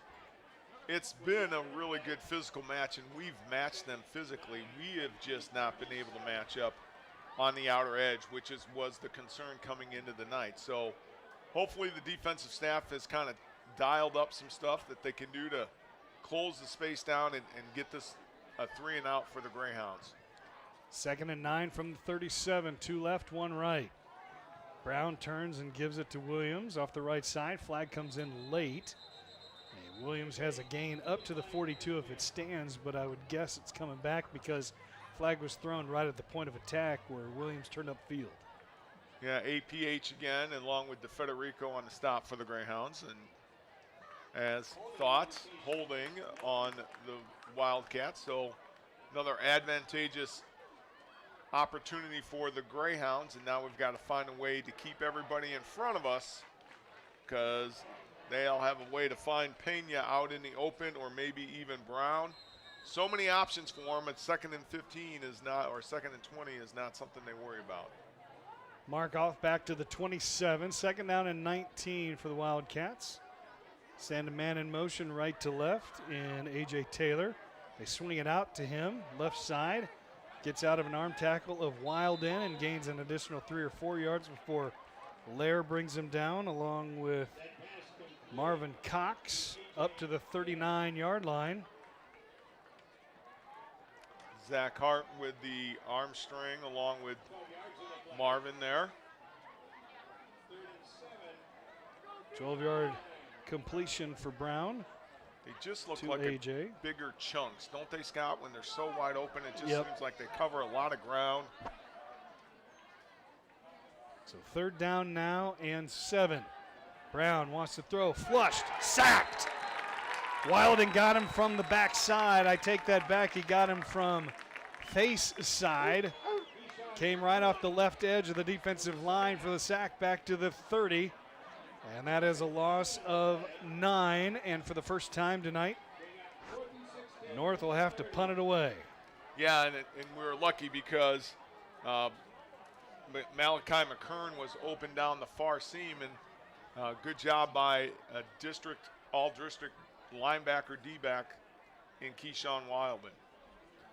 Lai, who does the place kicking duties, in to punt it away as well. Low snap, taken on a hop, steps into it, almost blocked, but he got it away. Going to hit it at the Greyhound 42 and take a north roll inside the 35 and finally check back to the 35. So the Greyhounds will start 1st down and 10 at their own 35, trailing 34-10. And if you're going to start to cut into this lead and try and make a comeback, this is where you got to start it. It's got to happen now. You get your stop on defense. Now you got to turn it into some points on offense. Good job by the punt rush team to not go at the punter. Gave up 12 yards when it hit the ground. Again, it would be really nice to be able to catch that thing right along the 45. So 1st down and 10, Burlington from their own 35. 9:25 remaining, 3rd quarter. Greyhounds trail by 24. Zog going to throw after the play action to Wilden. Gets out of the pocket, keeps it, works his way up the middle. He's got 3 up to the 38. Now there's got to be a little urgency. You don't have to necessarily sprint to the line of scrimmage, but you got to have some purpose now. Yep, nice job. That was just going to try to be a little slip screen to DeFederico coming from the backside. Covered up well by the Wildcats, and great decision by Caden to tuck that ball and get as many yards as he could.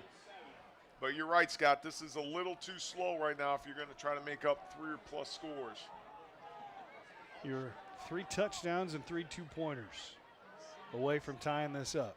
Wild in motion left to right. Low snap to Zog. Picks it up off the ground. Just takes it right up the gut.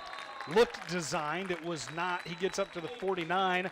That's a gain of 11. Now to move the change for the grounds. They mark it at midfield, a gain of 12. It's unbelievable that there were 6 hats trailing Keyshawn on that play on the motion. Guy slid out, and Caden does a nice job of tucking that thing and getting a much-needed first down. So they actually move it back a yard to the Greyhound 49, 8:20 and counting. Third quarter. Greyhound started this drive at the 9:25 mark. First down at 10, empty backfield. 3 right, 2 left. Zog in the shotgun, low snap again. Flag on the play. Threw it left to Wilden. Now they blow it dead. It's going to be a procedure, obviously, stopping the play early. Again, that snap just coming in just too low.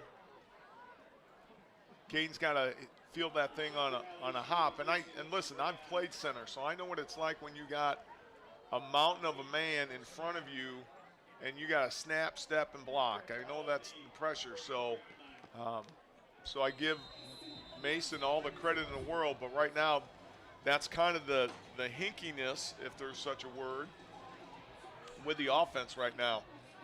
And playing from behind the chains like this is not helpful. So the 5-yard penalty will take it back inside the 45 to the 44. First down and 15. And unfortunately, despite the illegal procedure, the clock continues to run. We're now at 7:37. And another flag. Delay. Now there's a delay of game. Now a cacophony of mistakes. Or did we call a timeout beforehand? The crowd excited about this turn of events. That was a moan. That was almost like some ocean animal deep in the Baltic Sea that just. Oh, listen, the whales are speaking. Or young Frankenstein. Something like that. Putting on the Reds. So now trips to the right side, 2 to the left on 1st and 20, now from the 39. Zog, designed rollout, rolling, another flag, holding. Whatever happens is coming back. He gets to the 48, that's a gain of 9, but the white hat threw the flag behind the play. I'm going to say Logan Pagan on that play, Scott. Guys knew they were coming out on the edge. So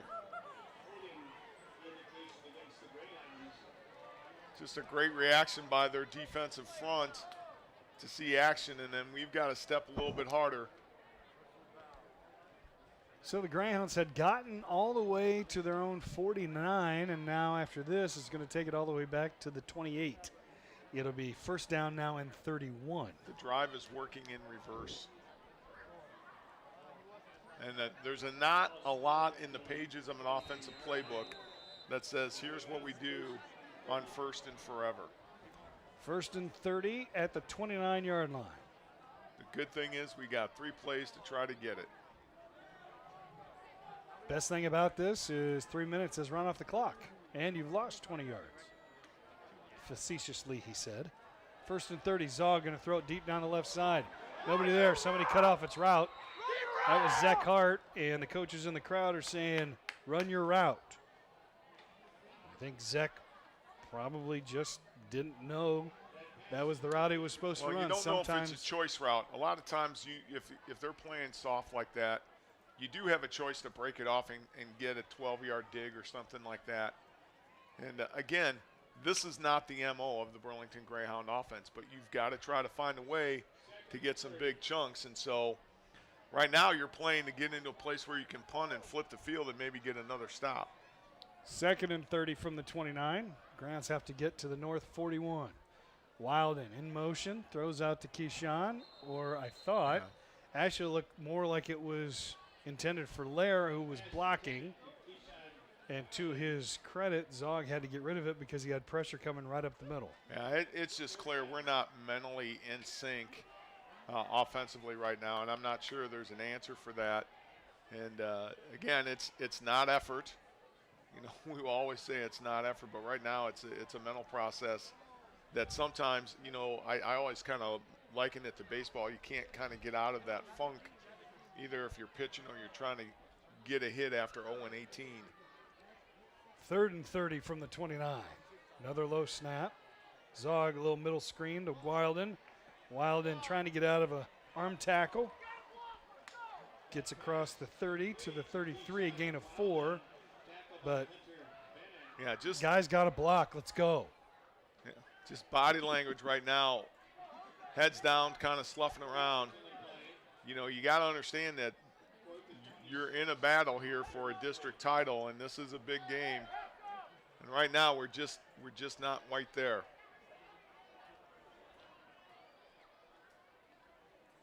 So 4th down and 26. Tyler Winkie in to try and kick it away unless they want to pull off an Eagles play in the playoffs against the Packers.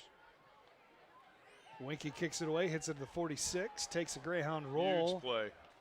And a flag behind the play. So, wow. That's funny. Derek Pena was clapping because the flag went up. I mean, he was taking on Tyler Winkie. What did Tyler Winkie do that far behind the play to draw a flag? And there's another flag out at the 47-yard line on the other side of the field. So 2 flags, one thrown near the Greyhound sideline, the other one near the right hash.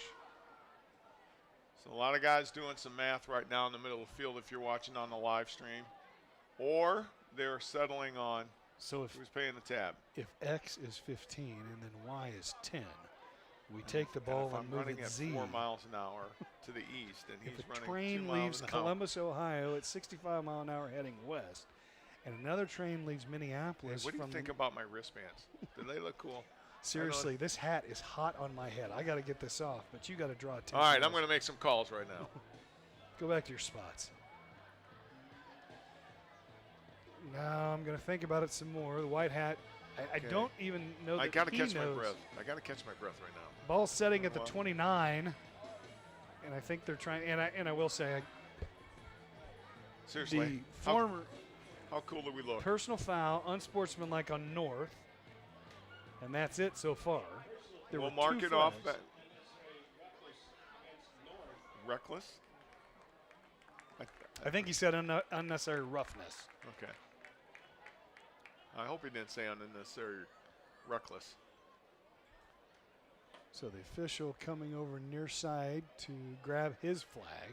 Oh, look at that. The white hat. Once again, we want to thank the efforts of Mr. Kyle Peterson from Steinler Clinic and to help the official get his flag. Because he's got to run all the way on the other side of the line of scrimmage. So 2 flags were thrown, but only 1 penalty, personal foul, unnecessary roughness, or unsportsmanlike conduct. So they on picked North, up the other flag. Takes it all the way back to the North 14-yard line.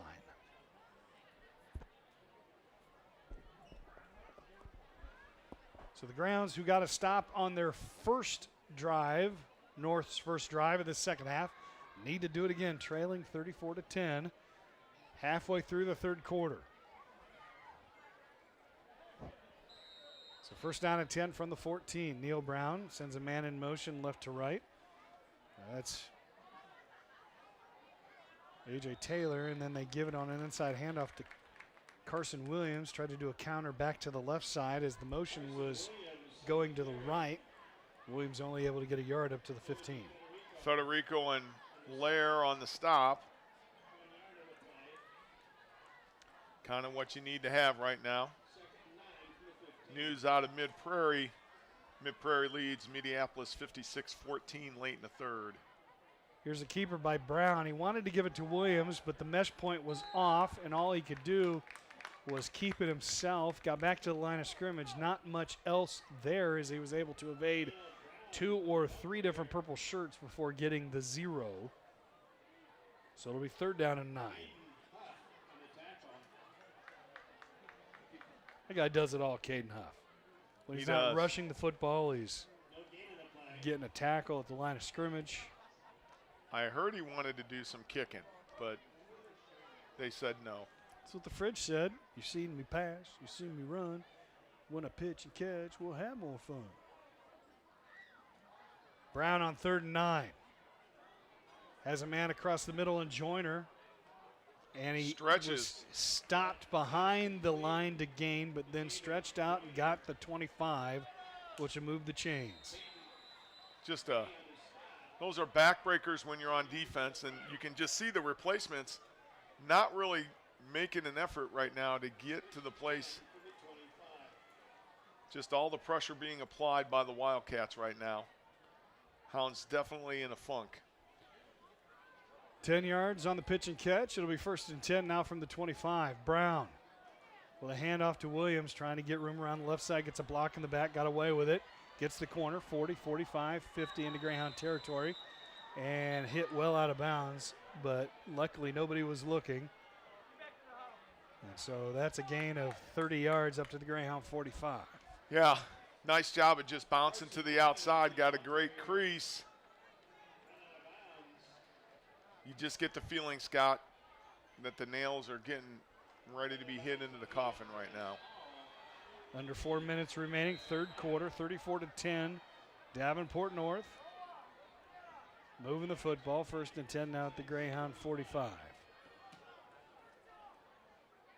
Brown in the shotgun, flanked now by Derek Pena. Give to Pena. Right up the gut. Pena has 2 to the 43.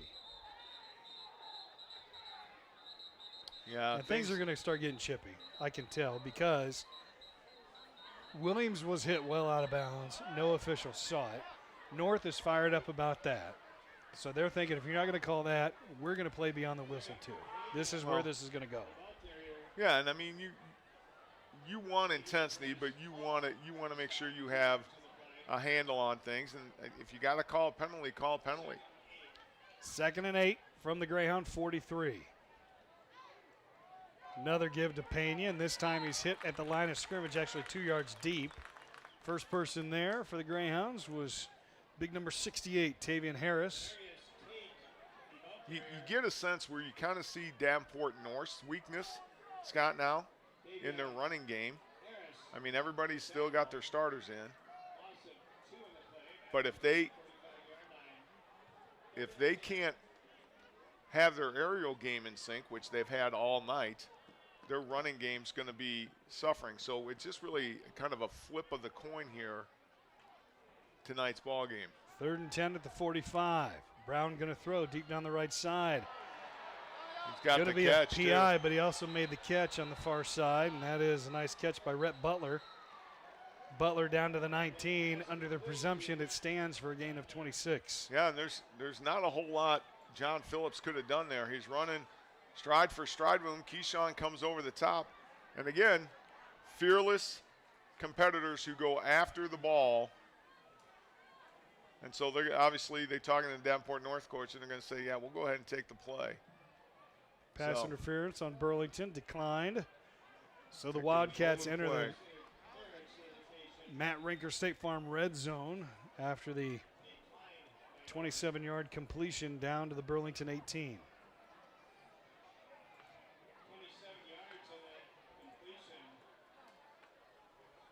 So 1st down and 10 for North, leading 34-10, 2.5 minutes remaining here in the third, trying to put some more points on the board. Brown turns, gives it to Pena. Pena just tippy-toeing his way along the left side of the offensive line, gets inside the 15, down to the 13. It's a gain of 5. I'm gonna tell you there's a chance that could have been a spear here or a target. Thrown inside by the umpire.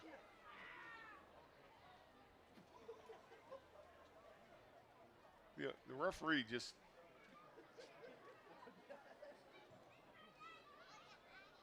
personal foul.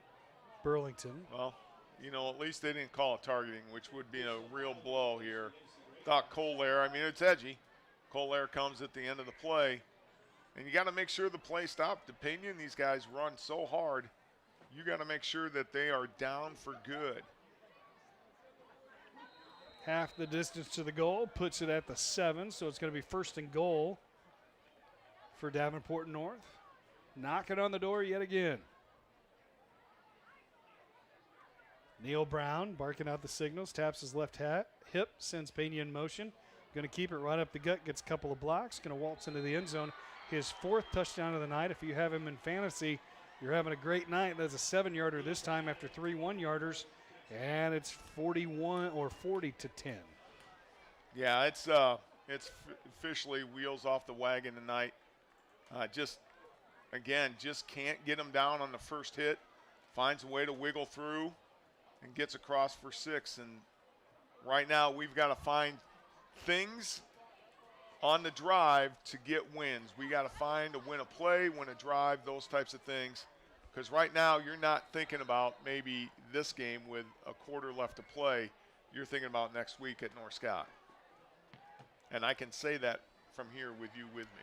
Bad snap. Picked up by Zach Hart, so another failed PAT attempt, and that's really all that's gone wrong tonight for Davenport North. Absolutely. But they get a 7-yard touchdown run by quarterback Neil Brown, and it's now North 40, Burlington 10, back in 1 minute on KBUR.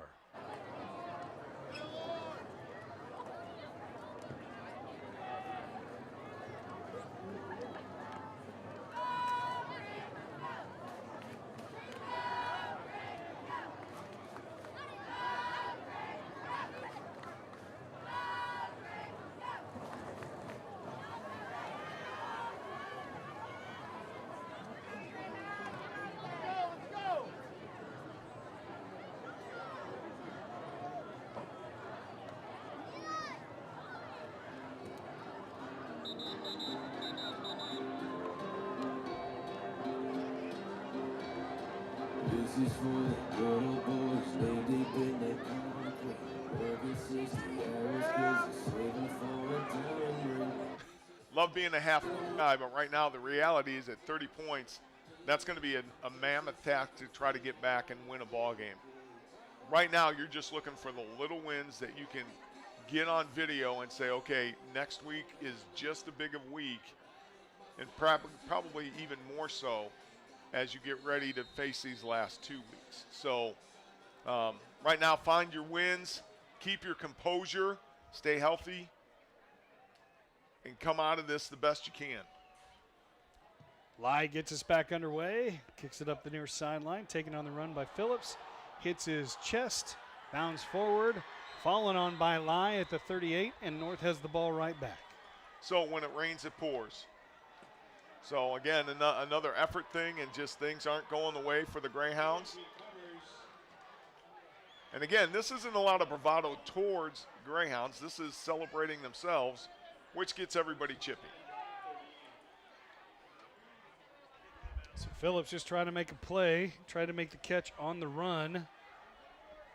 And likely, you know, you think about that like from an outfielder's perspective.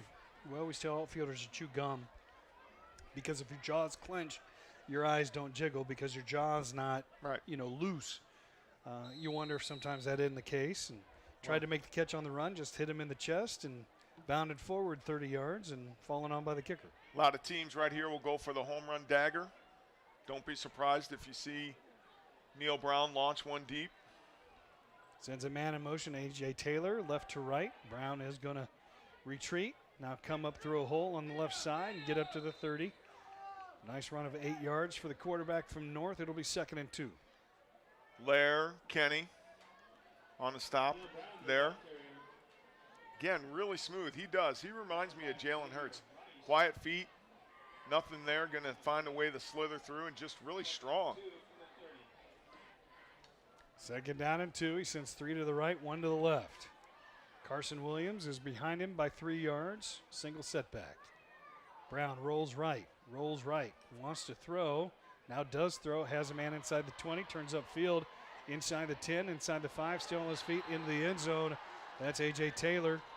That's a touchdown, a 30-yard pitch and catch, and all effort by Taylor for the last 15. It's 46 to 10. And we have a whistle. Man, great run, just runs through.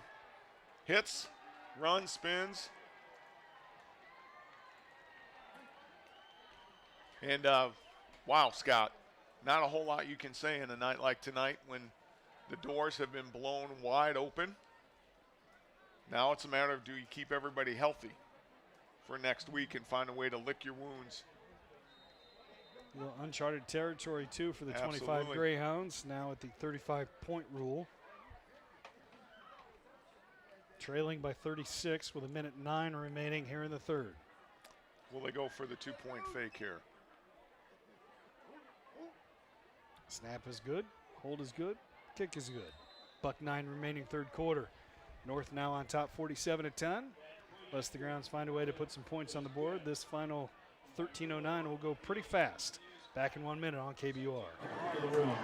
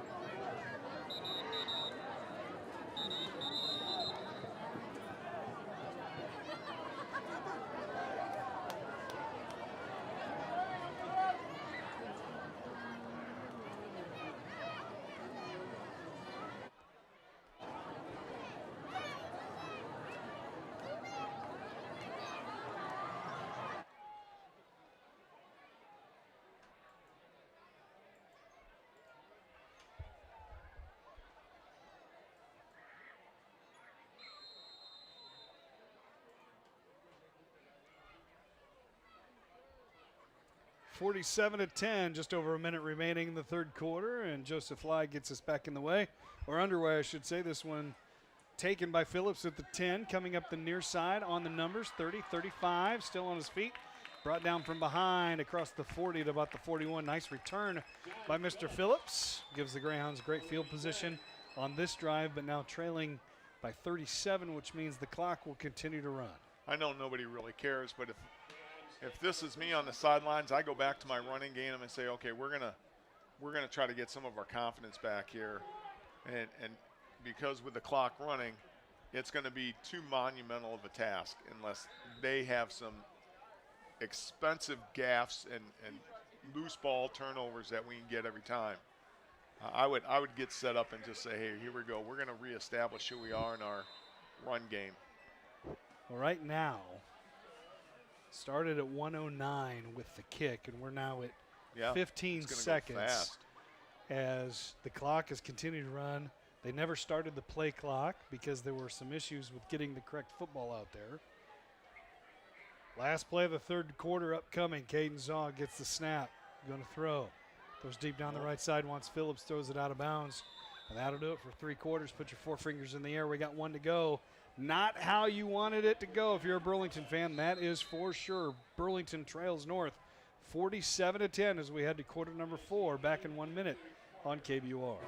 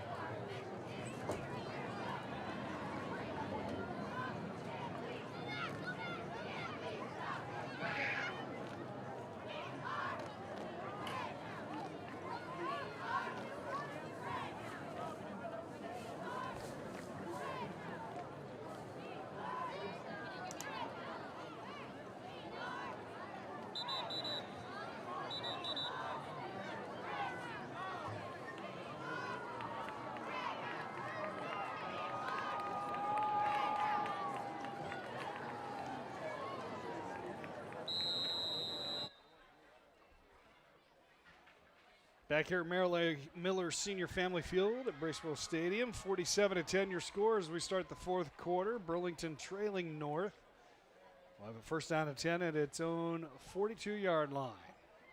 Looking to get on the scoreboard to stop the running clock if at all possible. Zog, low snap, can't come up with it, fallen on by on. Oh, no, it's too early. They blew the whistle.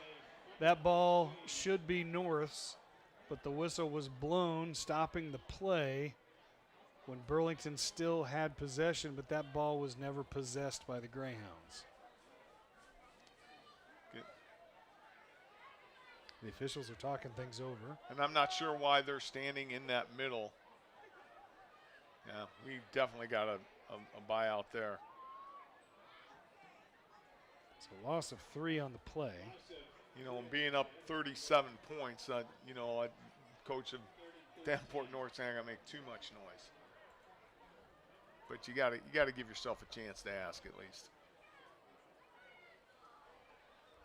No replacements on the other side for the Wildcats. They still have their first unit in. 3rd down and 13 from the Greyhound 39. Zog again takes a low snap, drops back, throws right side, has Phillips just short of the 50, turns upfield, gets between a couple of Wildcats to the North 45. A nice little pitch and catch and run after the catch for 16 yards for John Phillips from Caden Zog, a first down for the Greyhounds. Well, I give the offensive staff credit here. They're going to stick with keeping this ball in the air. First catch of the night for Phillips. Moves the chains. 1st and 10 from the North 45. 10:20 remaining in the ballgame. Zog turns and hands it to Wild and takes it right up the gut and just tried to square up his shoulders and run with some power. Got 3 to the 42. Hey, give them credit. Run game out of their spread look, and that's good. And the Wildcats have no concern about any stunts or anything. They can just pin their ears back and let everybody come at them. 6 carries now for 45 yards for Wilden, just 52 yards on the ground for the Greyhounds overall. 2nd down and 7 from the North 42. Zog going to retreat, throws down the right side, overshoots his receiver, overshoots everybody. One at Phillips, threw it about 5 yards out of bounds. It'll be incomplete. 3rd down and 7. I don't know if that was just a purposeful overthrow because he had pressure coming, but he did take a shot at the end of the play. So another big 3rd down here for the Greyhounds. Certainly don't want to give the ball back to the Wildcats in any way, shape, or form.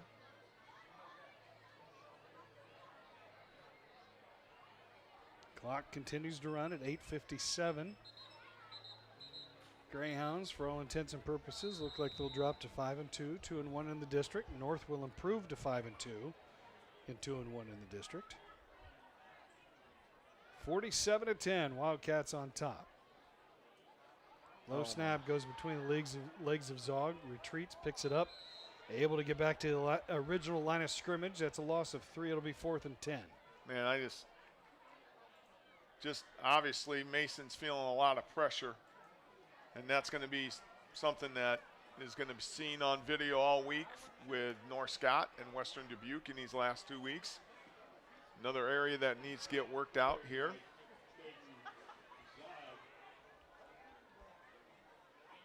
Just never been able to get on track tonight, Scott.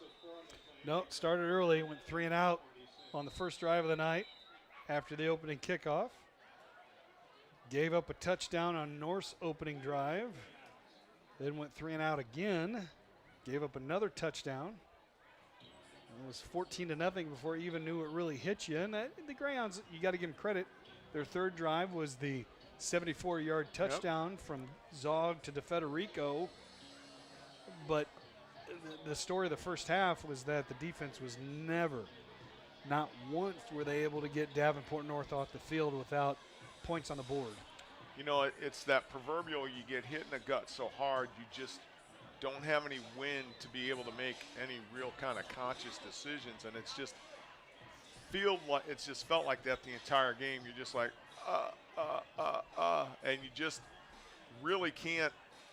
I don't know. It's just been there, done that. You try to talk your way out, try to cheer your way out, try to anger your way out, and it's just wasn't in the cards tonight. So it's one of these situations where the Greyhounds have got to circle up the wagons and figure out what they need to do. But I'm telling you, the last 2 weeks of the opponents for Davenport North better wake up too, because these guys are for real. So 4th down and 11 from the Greyhound, or make that the North 46. Zog throws down the middle. Had a man, but in and out of the hands of Cole Lair. Led him just a little too much. It falls incomplete. And on downs, the Wildcats will take over at their own 46-yard line. be interesting here now, Scott. You are in a very commanding lead as Davenport North Wildcats. There is really nothing you need to prove offensively right now. You have opened up and taken people out behind the woodshed. Do you go ahead and start putting in your reserves and let this thing finish out? So we'll see as the offense comes out. Thing with the Greyhounds is that they've pretty much rotated everybody they have. There are some new numbers in there. Brody Olin's in there. Maverick Course is in there. Number 59, a number that we don't have a name connected to. And, yeah, we do have some new players on the north field, too. Jet Sheedy, number 25 at quarterback, turns and hands it to a new tailback. And that is Michael McKinney, still on his feet, running inside the 30 or 25-20. Finally wrangled down at the 16-yard line. That's from the 46 down to the 16. That's a gain of 38 yards for the sophomore tailback who ran it all up and down the field against the JV squad. In the exact same way that you're seeing on stream now. And this is not a good sign because we do not have enough linemen in the world. And this is definitely a lineman. I'm not sure who it is. So Maverick Course and Kyler Deegan on the stop here as Kyle Peterson is attending whoever it might be. That is number 56, Mason McAllister. Mason would be 55. Or Brody Scott. Oland, I'm sorry. Brody Oland. Please don't be a cramp on your first play, Brody. Looks like a cramp. Looks like Brody, first victim of cramp monster. Needs some bananas. So Brody is a very popular player here, well loved and respected, and got some minutes last week and getting a chance to get here now. But thank goodness it wasn't anything serious. So Brody's coming off. He's getting assistance, both arms, but it looks like he could walk off under his own power. I think he might be a little mad that he had to come out. I mean, you know, as a reserve player, you want to make sure you get as many reps in as you can. But, man, that Michael McKinney, man, he is a serious runner, too. And how do you hold that guy back through 4 quarters? Oh, yeah, you have a guy like Pena and Brown. That's the reason why. First down and 10 at the 16 as North is in the Matt Rinker State Farm red zone once again. And a bad snap to the left of the quarterback, Sheedy, picked up by McKinney. McKinney retreats outside the 30 to the 31, officially a loss of 15. Isaac Griezmann on the tackle for the Greyhounds.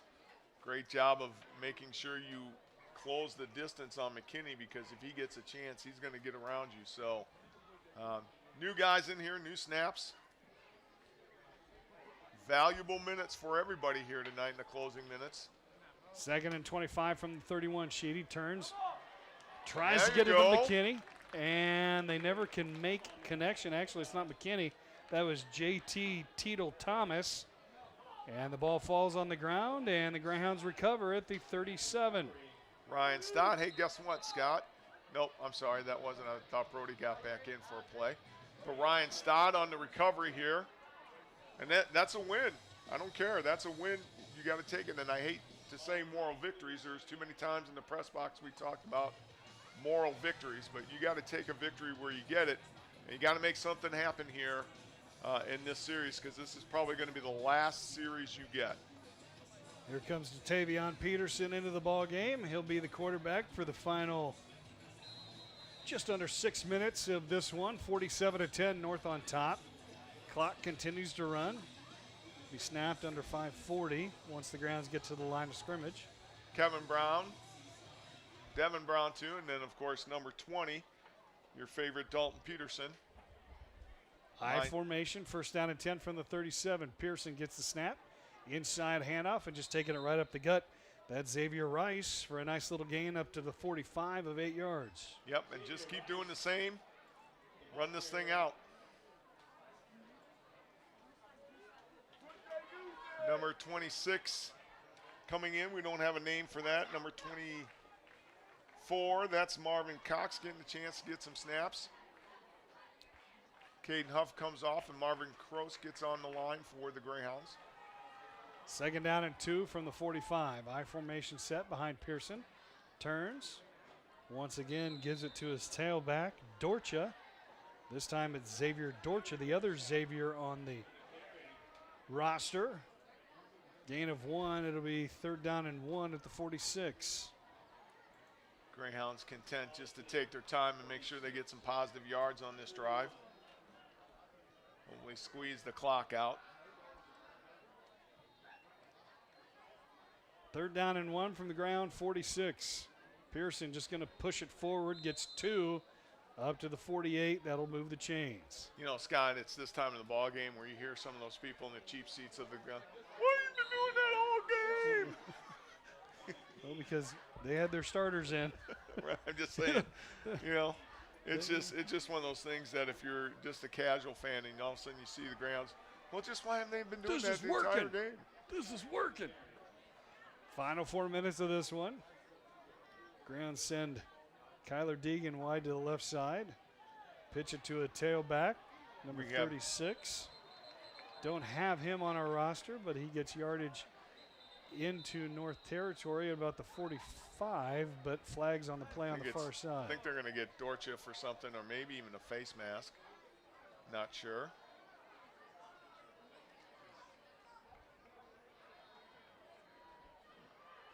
Waiting. Personal foul, so I'm not sure what that was about. Love to see that on rerun if we could, fellas.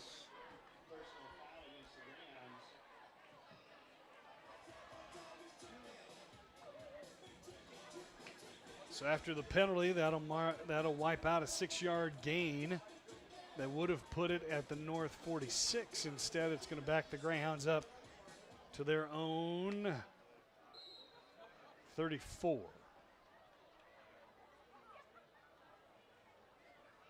So now first down and a country mile. Greyhounds have to get to the 42. 24 yards to go. Here's a reverse. Bringing it near side is number 15. Sophomore we don't have a name for, and he's brought down at the 39-yard line. Bob will probably tell us in a second who that is. Gain of 3. Demarius Tate for Davenport North got hit, decided to take his helmet off because he needed a chance to collect himself. So great job of cutting in and then getting outside, but a great job by the Wildcat defense to keep their contain and stay home. So second down and 19 now at the Greyhound 39. 2 minutes and 50 seconds remaining in the ballgame. Pearson turns, gives it to his fullback. I believe that's either Dorcha or Rice. That is neither. That's 35. That's Isaac Griezmann on the carry. Well, I don't have enough lines in my spreadsheet. I'm just to heck with these stats. Davenport North player injured on the play. Not sure what it is. Please don't tell me it's a cramp for you. I've been standing on the sideline. 56. Been standing on the sideline. Andon Johnson. Andon Johnson.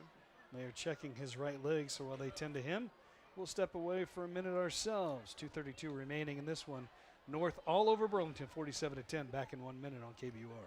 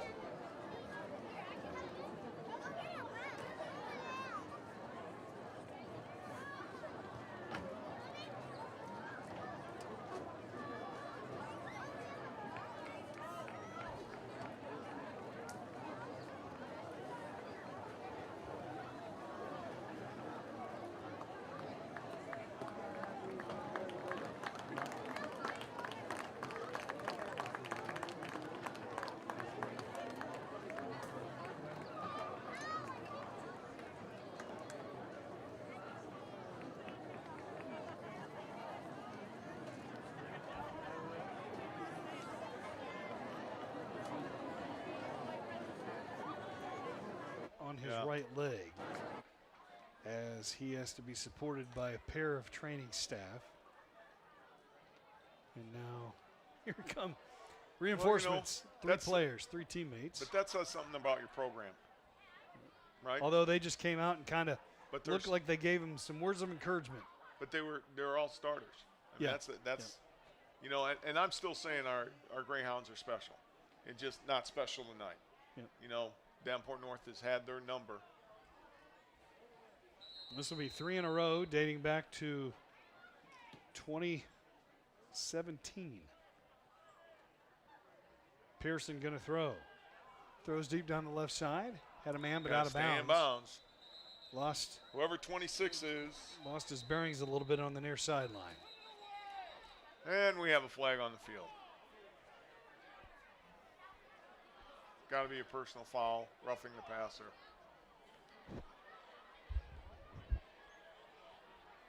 Flag resting at the 31-yard line. Roughing the passer. And for some reason, they just showered the Davenport North coach with a pair of Gatorade buckets on the far side. Not sure why. Well, are they thinking that they are automatically eligible for the playoffs, Scott? Could very well. I mean, they may have done the math on this thing. With 2 games to go, I mean, I'd have to take a look at who their schedule is. They still have a North Scott trip ahead of them. Well, they certainly have the tiebreaker right now, don't they? 100% fact. They go to North Scott in week 9. They do have West next week at Brady Street. Technically the home team. Pearson going to throw on first down. Has a man on the far side. Number 26. Again, the aforementioned 26 to the 30. Make it the 28, a gain of 17. We apologize to Mr. 26. We just don't have your name on our roster. And your family. I know they know you. He'll just go by 26. The rest, we're that popular. They call me 2-6. Call me whatever as long as I put up some stats, right? Call me Johnson. Call me Ray. First down and 10 at the 28-yard line now. Final minute and a half of this one. Pearson back to pass, rolls left, flushed out of the pocket. Oh, then got caught, turf monster. He got sniped at about the 37-yard line. Loss of 9 on the play.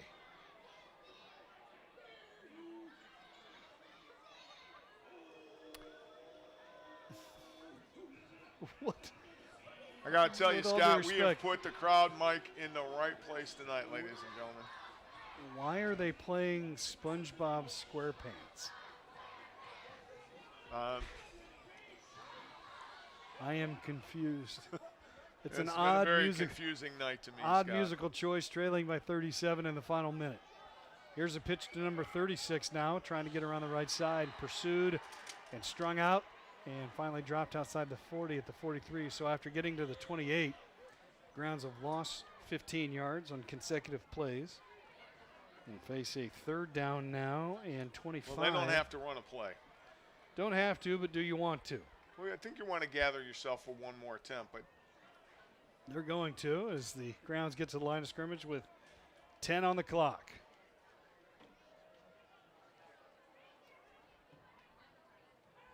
Pearson going to throw to end this one. Throws left side. Has a man still on his feet inside the 20, 15, 10, 5, into the end zone. That is Marvin Cox. Cox with the catch from Pearson. That is a 43-yard touchdown pitch and catch. And I'm going to do it. Touchdown, Greyhounds. I think the Cannon man went home. And that's not Cox. Ah, Marvin, I'm sorry, buddy. That's 26. We need to find out that dude's name for next week. So if he gets any more playing time, we know who we're talking about. Why isn't he playing more? Why have they been doing that all night? Go for 2. So they will not do an extra point. Vegas does not care about these points. So well, you know what? It's a great way to end. You get a little bit of a victory. Well, it looks like now they're going to line it up. Let's make a decision. This has been some wonky officiating, to say the least.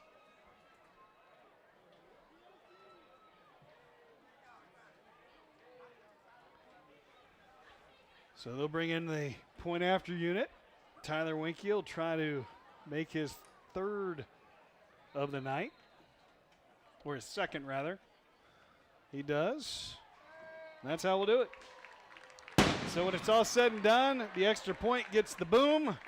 But the Greyhounds fall tonight by the score of 47-14, or 47-17, I should say.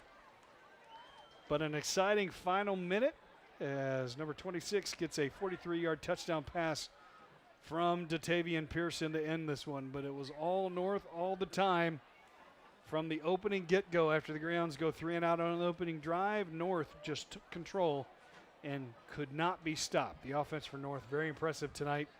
And a lot of things to think about going into a trip to North Scott next Friday night for the Burlington Greyhounds, who fall to 2-1 in district and 5-2 overall. Yeah, and gotta lick your wounds, look at your tape, kind of take a look at your process on a night like this, and learn a lot and get ready for next week. So the Greyhounds drop to 5-2 and 2-1. We'll take a 2-minute timeout. When we come back, it'll be time for the Orthopedics Southeast Iowa Regional Medical Center post-game show coming up on KBUR.